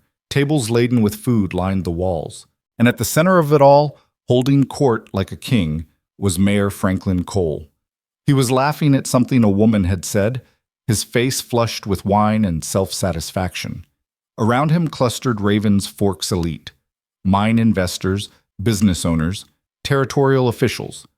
These were the people who mattered, the ones with money and influence. These were the witnesses Evelyn needed. "Remember the plan," Rowan whispered. "You walk down those stairs, you head straight for Cole, you speak loud and clear. Don't let them interrupt you. Don't let them silence you. And no matter what happens, don't back down." Evelyn nodded. Her heart was hammering so hard she thought it might break through her ribs. Her hands were slick with sweat. Every instinct screamed at her to run, to hide, to protect her children by staying invisible. But she was done being invisible. She descended the stairs with her sons behind her. Heads turned as they passed. Conversations died. The music continued, but people were starting to notice the woman in the simple blue dress, the three thin boys, the way they moved with purpose toward the center of the room. Cole saw her when she was still 20 feet away. His smile faltered, his eyes narrowed. He said something to the man beside him, who immediately started moving toward Evelyn. She had seconds, maybe less. Evelyn raised her voice, projecting it the way she used to when calling her sons in from the yard. "Mayor Cole, I have something to show you." The music stopped. The entire ballroom fell silent. Hundreds of eyes turned toward her. Cole's face went through several expressions: confusion, recognition, anger, calculation, before settling on concerned confusion. "Mrs. Hart, isn't it? I'm afraid this is a private event. If you need assistance, I'm sure Sheriff Morrison can help you find appropriate lodging for—" "I don't need lodging. I need justice." Evelyn pulled the documents from her dress and held them high. "These are accounting records from the Ravens Fork Mining Company. They show systematic embezzlement over the course of 3 years. $73,000 stolen through fake expenses and fraudulent contractor payments." The crowd murmured. Cole's face had gone pale, but his voice remained steady. "My dear woman, I don't know where you got those papers, but I assure you they're forgeries. The mining company's books are regularly audited and found to be— My husband audited them, Thomas Hart. You hired him last spring to sort out your accounts before the territorial inspection. He found the discrepancies and documented them. He kept these copies as evidence." Evelyn's voice didn't shake. "And when he tried to report what he'd found, you arranged for him to be accused of theft. You destroyed his reputation so thoroughly that no one would believe anything he said. You drove him to kill himself to protect your secrets." The murmuring grew louder. Cole's eyes darted around the room, searching for his security, but they were still outside chasing Nathaniel's fireworks. "This is slander," Cole said, his voice hardening.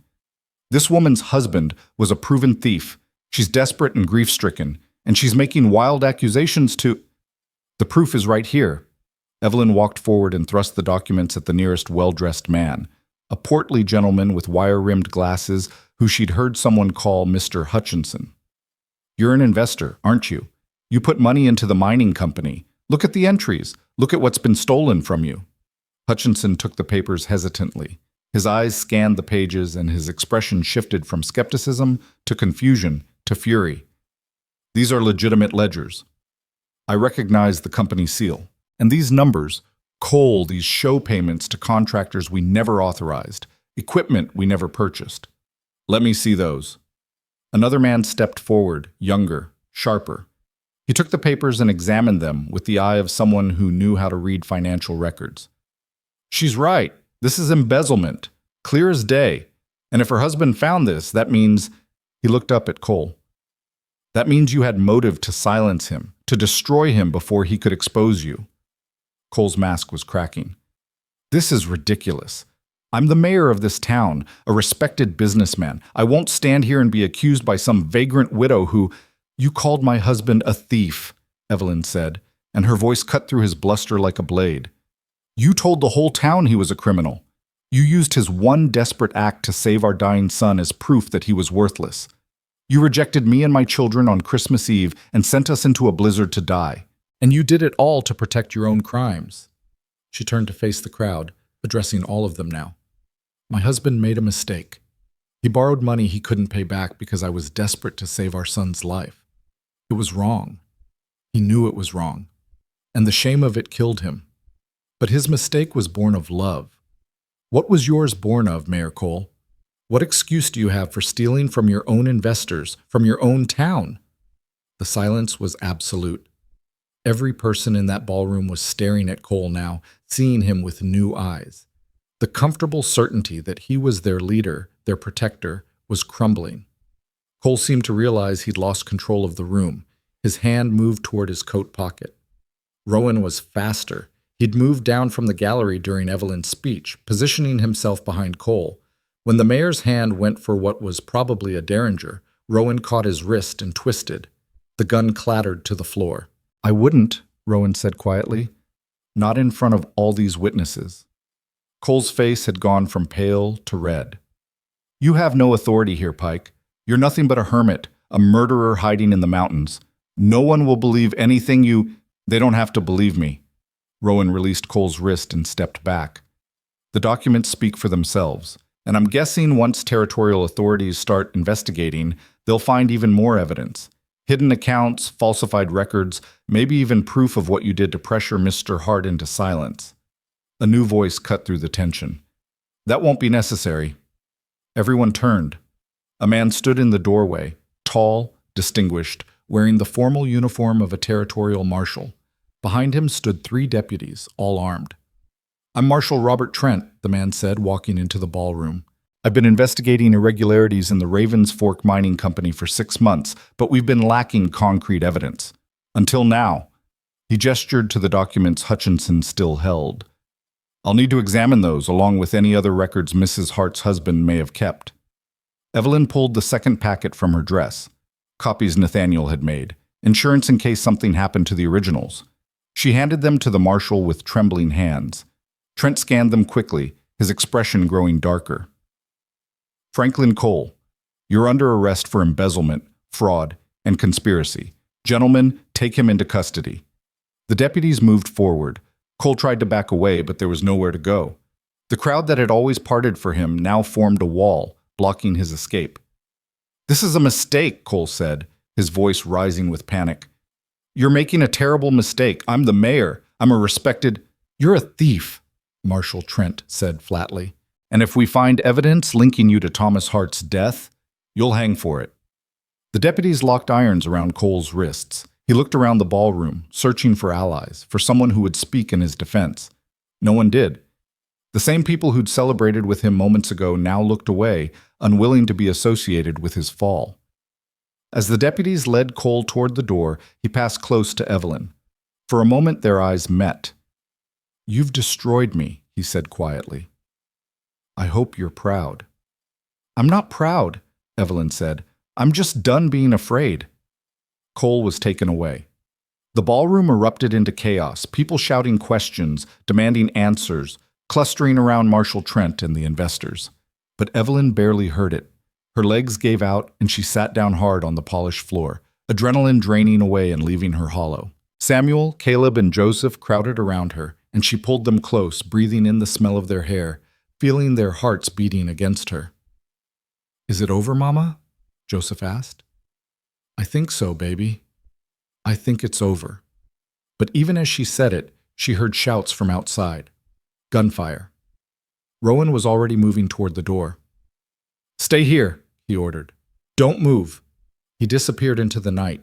More shots rang out, closer now. The crowd in the ballroom surged toward the exits, panic replacing their earlier curiosity. Evelyn pulled her sons under one of the refreshment tables, shielding them with her body. Through the press of legs and chaos, she could see the main entrance. A man stumbled through it, blood soaking his shirt. He wore a deputy's badge. "They got the marshal," he gasped. "Cole's men. They were waiting outside. They killed Marshal Trent and freed Cole." He collapsed before he could finish. The ballroom descended into complete chaos. People screamed and pushed toward the exits. Glass shattered. Somewhere, a woman was sobbing. Evelyn's mind raced. Cole was free. He'd killed a territorial marshal. He had nothing left to lose, which made him infinitely more dangerous, and he knew exactly where she was. The shooting outside intensified. Through the windows, she could see muzzle flashes, shadows moving in the darkness. Someone was fighting, probably Rowan, possibly Nathaniel. Then she heard boots on the stairs above, heavy, purposeful, coming down. Sheriff Morrison appeared at the top of the gallery, and he had a rifle. His eyes scanned the chaos below until they found Evelyn huddled under the table. "Mrs. Hart," he called out. His voice was almost apologetic. "Mayor Cole would like a word with you, and your sons, outside, now." He raised the rifle, pointing it directly at her. Evelyn stood slowly, pushing her boys behind her. "Leave them out of this. Whatever Cole wants, he can take it up with me." "Not how this works." Morrison gestured with the rifle. "All of you, outside. Don't make me shoot you in front of all these nice people." There was no choice.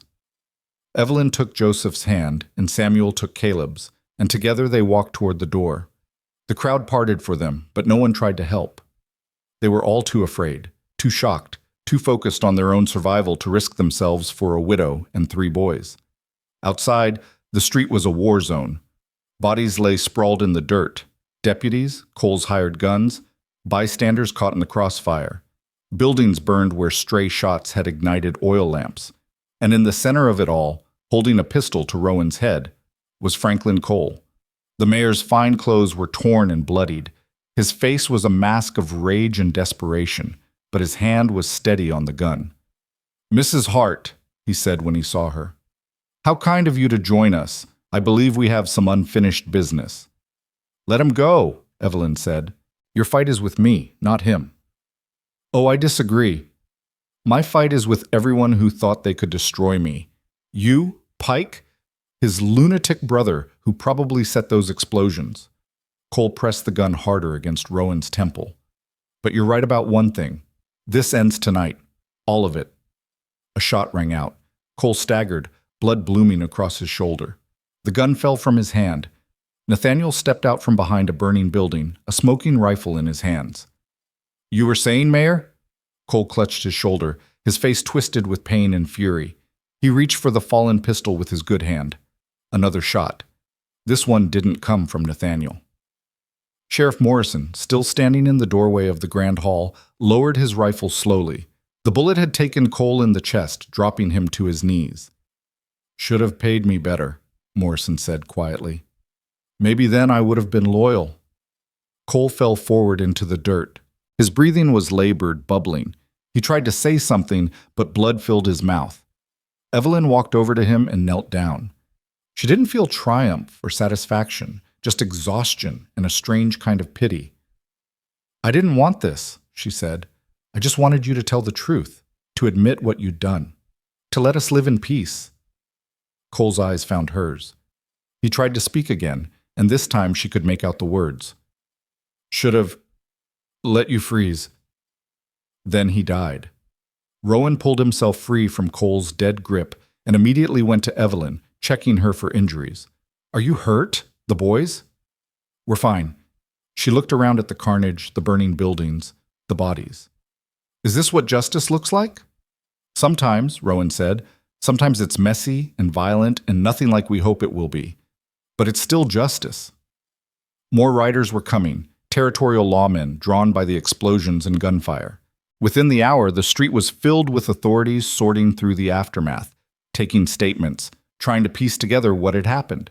Evelyn told them everything about Thomas's discovery, Cole's embezzlement, the attempt to silence them. The surviving investors corroborated her story, eager to distance themselves from Cole's crimes.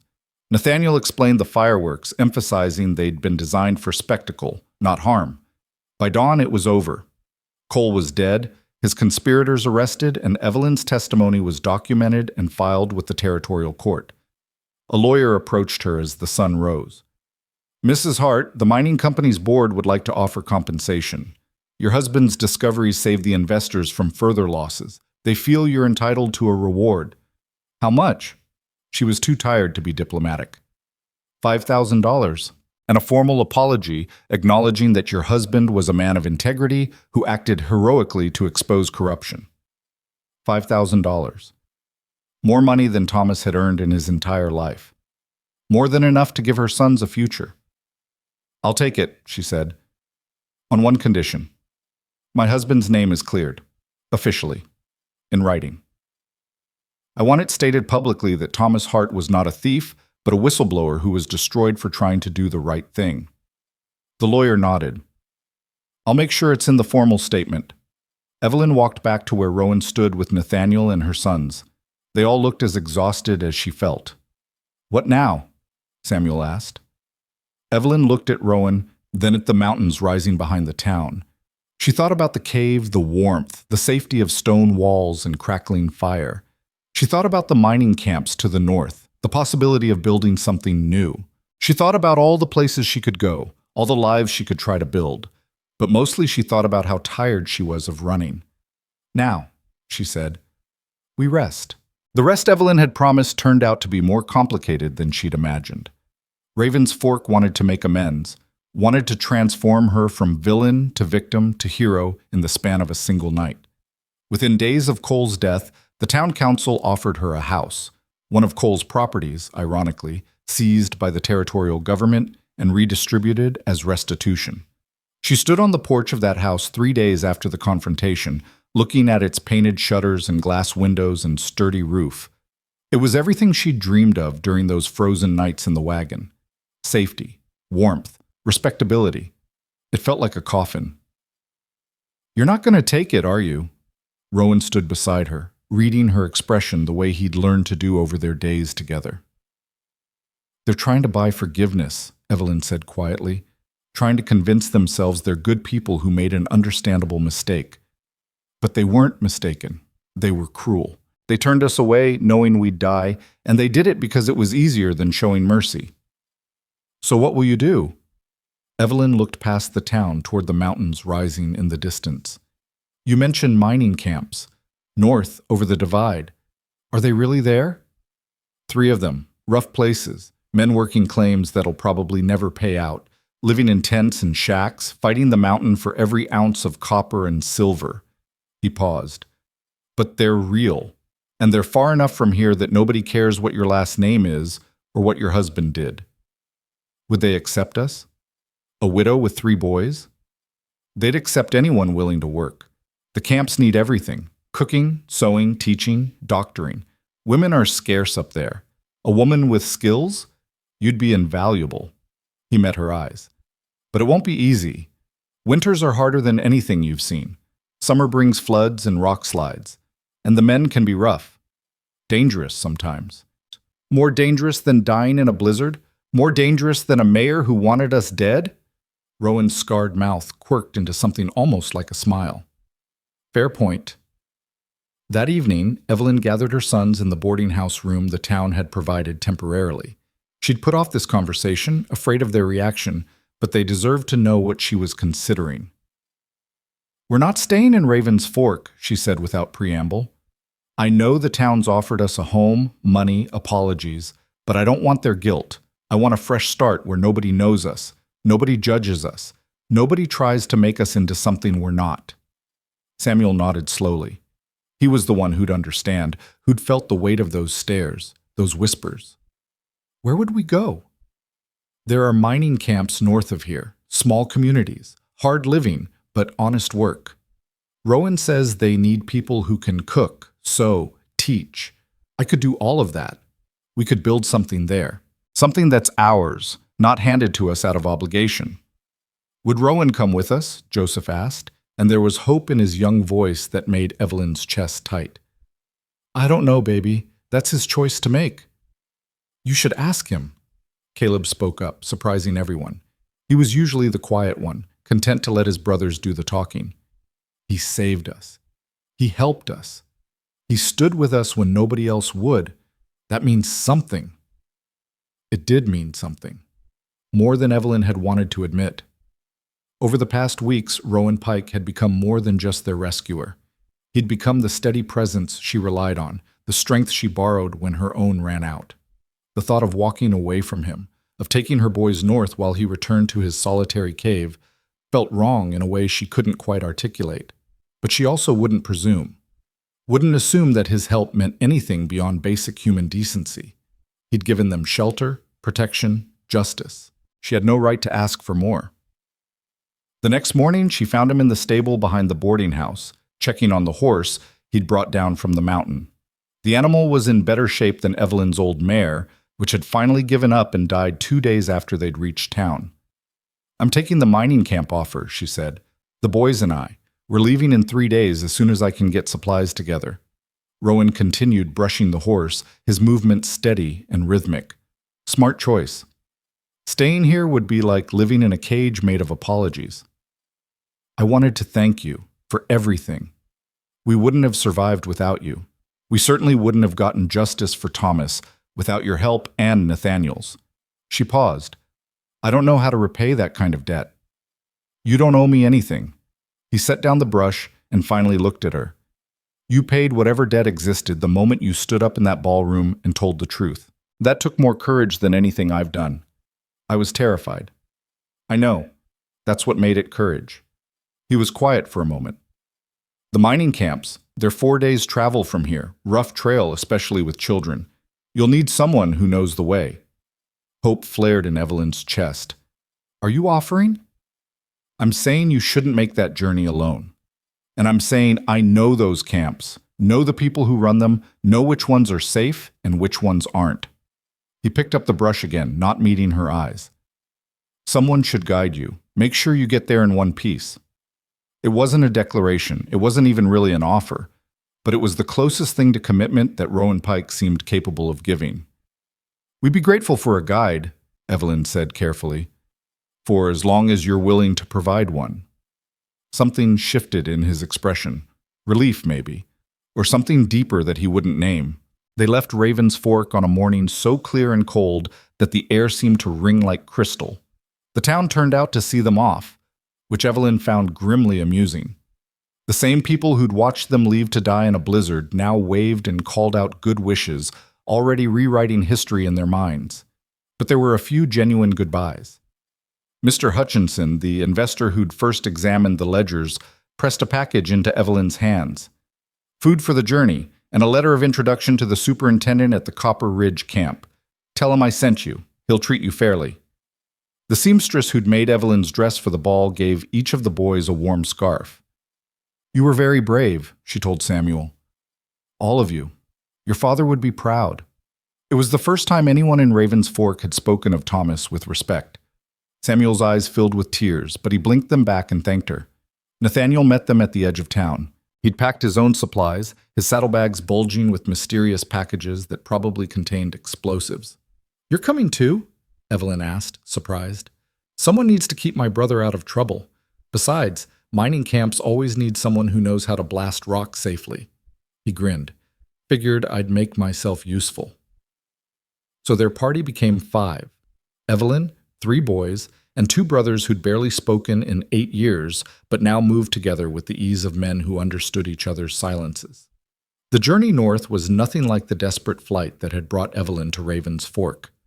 They traveled at a reasonable pace, stopping to camp when the boys grew tired, taking time to hunt and fish and rest. Rowan taught Samuel how to read trail signs, showed Caleb how to start a fire with wet wood, let Joseph ride on his shoulders when the path grew too steep. At night, around the campfire, Nathaniel told wild stories about his explosives work that were probably half lies but made the boys laugh. Rowan carved small figures from wood, a horse for Joseph, a wolf for Caleb, an eagle for Samuel. Evelyn mended their clothes and cooked their meals, and slowly felt the knots of fear and desperation that had lived in her chest begin to loosen. On the 4th day, they crested a ridge and looked down at Copper Ridge Camp. It was exactly as rough as Rowan had promised. Maybe 100 structures scattered across a valley, tents, lean-tos, a few actual cabins built from scrap lumber. Smoke rose from a dozen chimneys. The sound of picks striking stone echoed off the surrounding cliffs. But there were also gardens, carefully tended despite the short growing season, clotheslines strung between buildings, children playing in the dirt, the signs of people trying to build lives, not just extract wealth. "It's not much," Rowan said. "It's enough," Evelyn replied. The camp superintendent was a man named Douglas Kern, grizzled and practical, who read Hutchinson's letter and looked Evelyn up and down with assessing eyes. "Can you really cook for 50 men?" "I can cook for 100 if you've got the supplies." Can you teach reading and arithmetic to the children? I was a school teacher before I married. Can you keep your head in a crisis? We get accidents up here. Cave-ins, injuries, sometimes worse. Need people who won't panic. Evelyn thought about driving a broken wagon through a blizzard, about performing surgery on Rowan's gunshot wound with trembling hands, about standing in a ballroom and accusing a mayor of murder while armed men surrounded her. I don't panic, she said. Kern nodded slowly. You're hired. $20 a month plus room and board for you and the boys. We've got a cabin that's been empty since the Johnsons moved on. It's small, but it's solid. You can have it. John, the cabin was tiny. One room with a loft, a stone fireplace, gaps between the wall logs that would need chinking before winter. But it had a door that locked, and windows that opened, and a view of mountains that made Evelyn's heart lift every time she looked at them. What do you think? She asked her sons. Samuel walked the perimeter, testing the floorboards, checking the roof beams. It's sturdy. We can make it work. Caleb was already planning. We'll need firewood, a lot of it. And we should build a storage shed before the snow comes. Joseph just smiled, the first genuine smile Evelyn had seen from him in months. It feels safe, Mama, like nobody can hurt us here. That night, after the boys had fallen asleep in the loft, Evelyn sat outside on the small porch, watching stars emerge in the darkening sky. Rowan approached silently, the way he always did, and sat down beside her without asking permission. You did good, he said. The boys are settling in. You found work. This is a good place for a fresh start. Thanks to you. You would have made it here eventually. You're tougher than you think. They sat in comfortable silence for a while. Then Evelyn asked the question she'd been avoiding. What about you? Will you go back to your cave now? Return to the mountain? Rowan was quiet for a long time. That cave was a hiding place, a punishment I gave myself for things I'd done. But living there, alone, never speaking to anyone for weeks at a time, that wasn't healing. That was just slow dying. What changed? You did. Your boys did. He looked at her, and in the starlight his scarred face seemed less frightening and more human. I spent 8 years convincing myself I didn't deserve connection, didn't deserve family, didn't deserve anything but isolation. Then you showed up half frozen and desperate, and for the first time in years I had a purpose beyond just surviving. I remembered what it felt like to matter to someone. Evelyn's breath caught. You matter, Rowan, to all of us. You saved our lives. You saved mine too. You just did it differently. He stood up, and for a moment she thought he was leaving, but instead he reached down and took her hand, pulling her to her feet. Nathaniel and I talked. We're going to stay, set up a proper explosives operation, work the camps, make ourselves useful. That cabin down by the creek, the one Kern said was available for skilled workers, we're taking it. You're staying. Evelyn repeated it, needing to hear the words again to believe them. I'm staying, if that's all right with you. Relief and something deeper washed over her. It's more than all right. He smiled then, a real smile that transformed his face, and Evelyn understood why the town had feared him. Not because he was dangerous, but because he was authentic in a way that made other people's pretenses uncomfortable. The weeks that followed fell into a rhythm that felt almost like peace. Evelyn cooked breakfast for the miners before dawn, taught reading and writing to a dozen children in the afternoon, sewed and mended in the evening. Her boys thrived. Samuel appointed himself protector of the younger children. Caleb discovered a talent for carpentry. Joseph's cough finally healed in the dry mountain air. Rowan and Nathaniel built a workshop and began carefully expanding the mining operations, their controlled explosions opening new veins of ore. Rowan was different here than he'd been in the cave. Still quiet, still watchful, but no longer isolated. He taught the boys to hunt, helped Evelyn repair the cabin's roof, sat with her in the evenings, and talked about everything and nothing. Winter came early and hard. The first snow fell in October, and by November the valley was buried under 3 feet of white. But the cabin was warm, the food stores were adequate, and Evelyn found herself genuinely happy for the first time since Thomas died. It was during that first winter that the proposal came. They were sitting by the fire one evening, the boys asleep in the loft, when Rowan said, I've been thinking about the future. That's unusually optimistic for you. He huffed a laugh. I'm trying something new, being hopeful. He poked the fire, sending up sparks. The boys need a father, not to replace Thomas. Nobody could do that. But someone to teach them, guide them, keep them safe. And you need a partner. Someone to share the burden of building a life up here. Evelyn's heart began to pound. What are you saying, Rowan? I'm saying I'm not good with words, so I'll be direct. I want to marry you. Not because you need rescuing or because I need redemption, but because I love you. Because I love those boys. Because when I imagine the future, you're all in it, and when you're not, the future looks empty. It wasn't a romantic proposal. There was no kneeling, no ring, no flowery declarations. It was pure Rowan, honest, direct, slightly awkward. It was perfect. Yes, Evelyn said. Yes, I'll marry you. He looked at her like he'd expected rejection, like her acceptance was a gift he didn't deserve. Then he leaned over and kissed her, gentle and tentative, and Evelyn felt something inside her that had been frozen since Thomas died finally begin to thaw. They married in spring when the snow melted and wildflowers covered the valley. The ceremony was simple. Superintendent Kern officiating, the whole camp in attendance, Nathaniel standing as witness with a grin that suggested he'd seen this coming long before they had. When Kern asked if anyone objected, Joseph shouted, "No!" so loudly that everyone laughed. Samuel and Caleb stood beside Rowan, solemn and proud, already thinking of him as the father they'd lost.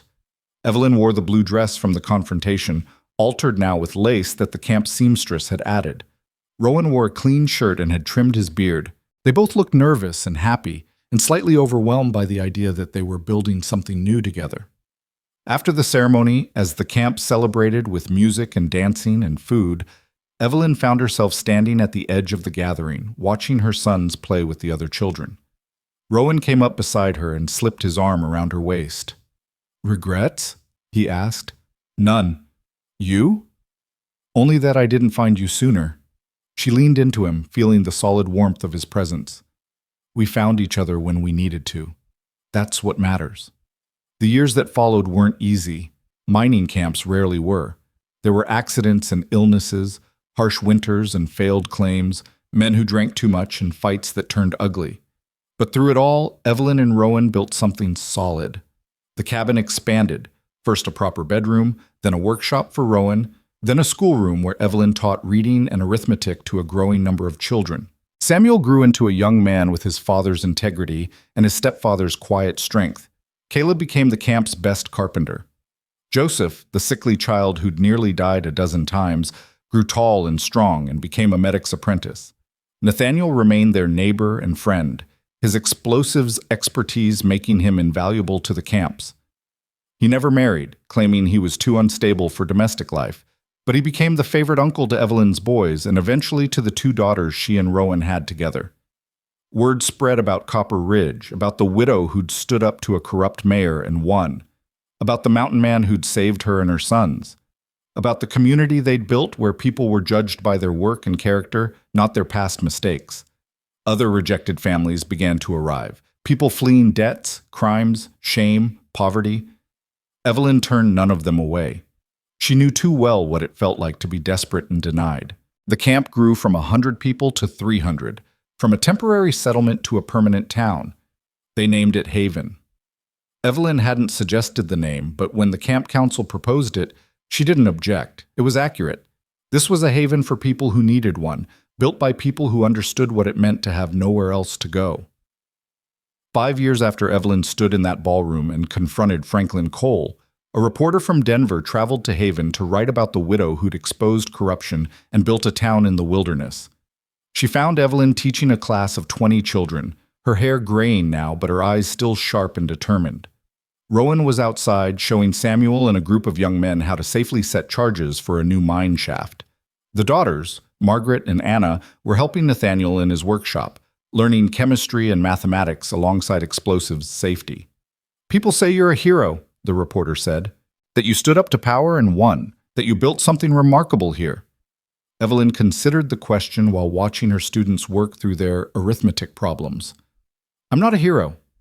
I was a desperate woman who got lucky. The real heroes were the people who helped when they didn't have to. Rowan, who opened his door when the whole town closed theirs. Nathaniel, who risked everything to help us expose the truth.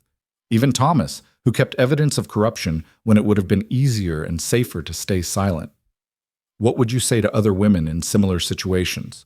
Women who've been rejected, cast out, told they're not worthy. Evelyn looked out the window at the town she'd helped build, at the families who'd found safety here, at her sons working alongside the man who'd chosen to be their father. I'd say don't accept other people's judgment of your worth. They don't know your story. They don't know your strength. And I'd say that sometimes home isn't where you're born or where you're welcomed. Sometimes home is what you build when everyone else turns you away. Sometimes home is the people who stand beside you when standing alone would be easier. Sometimes home is just deciding you're done running and you're going to fight instead. She paused, thinking back to that Christmas Eve when the mayor's words had cut through her like a blade, when she'd driven her wagon into the mountains with no hope and 3 starving boys. But mostly I'd tell them what Rowan told me, the night everything changed. When you've been rejected everywhere else, when you're certain you're going to die alone and afraid, sometimes you just need one person to open their door and say the words that make all the difference. What words were those? The reporter asked. Evelyn smiled, remembering the scarred mountain man standing in his cave entrance, remembering the warmth of the fire behind him, remembering the moment when fear began to transform into hope. "You're home now," she said quietly. "That's all. Just 3 words. You're home now." And suddenly, impossibly, I was. The reporter left the next day with her story. It was published in newspapers across 3 territories, and more families came. More rejected, desperate people looking for the place where they'd be told they belonged.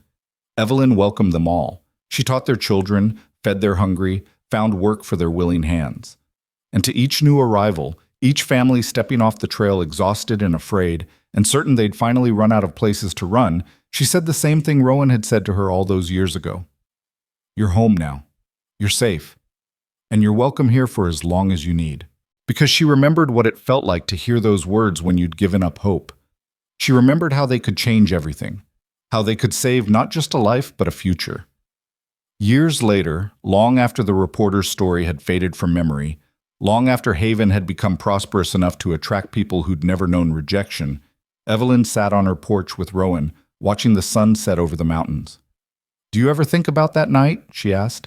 "When you found us under the wagon?" "Sometimes. I think about how close you came to dying, how easily I could have stayed in the cave and never known." "What made you come out? In all that time you've never really said." Rowan was quiet for a long moment. Then he said, "I heard your youngest crying. The sound carried even through the storm, and I thought about how many people probably heard him and chose to ignore it, chose to stay warm and safe, and tell themselves it wasn't their problem. And I realized I could be one of those people, or I could be someone different, someone who walked into the storm instead of hiding from it." "I'm glad you chose the storm." "So am I." He took her hand, his thumb tracing the calluses she'd earned from years of work. "You know what the funny thing is? I thought I was saving you, but you saved me too. You gave me a reason to come down from that mountain, to stop punishing myself, to believe I could be more than my worst mistake." Evelyn leaned her head on his shoulder. "We saved each other. That's how it works when you actually love someone." The sun dropped below the peaks, painting the sky gold and crimson. Somewhere in the town below, children laughed and played. Somewhere, families sat down to dinner in homes they'd built with their own hands. Somewhere, people who'd been rejected everywhere else had finally found the place where they belonged. And on the porch of a small cabin that had grown into a home, a widow and a mountain man sat together in the gathering darkness, grateful for the storm that had brought them together, grateful for the courage it had taken to keep fighting, grateful for the simple miracle of being home. The end.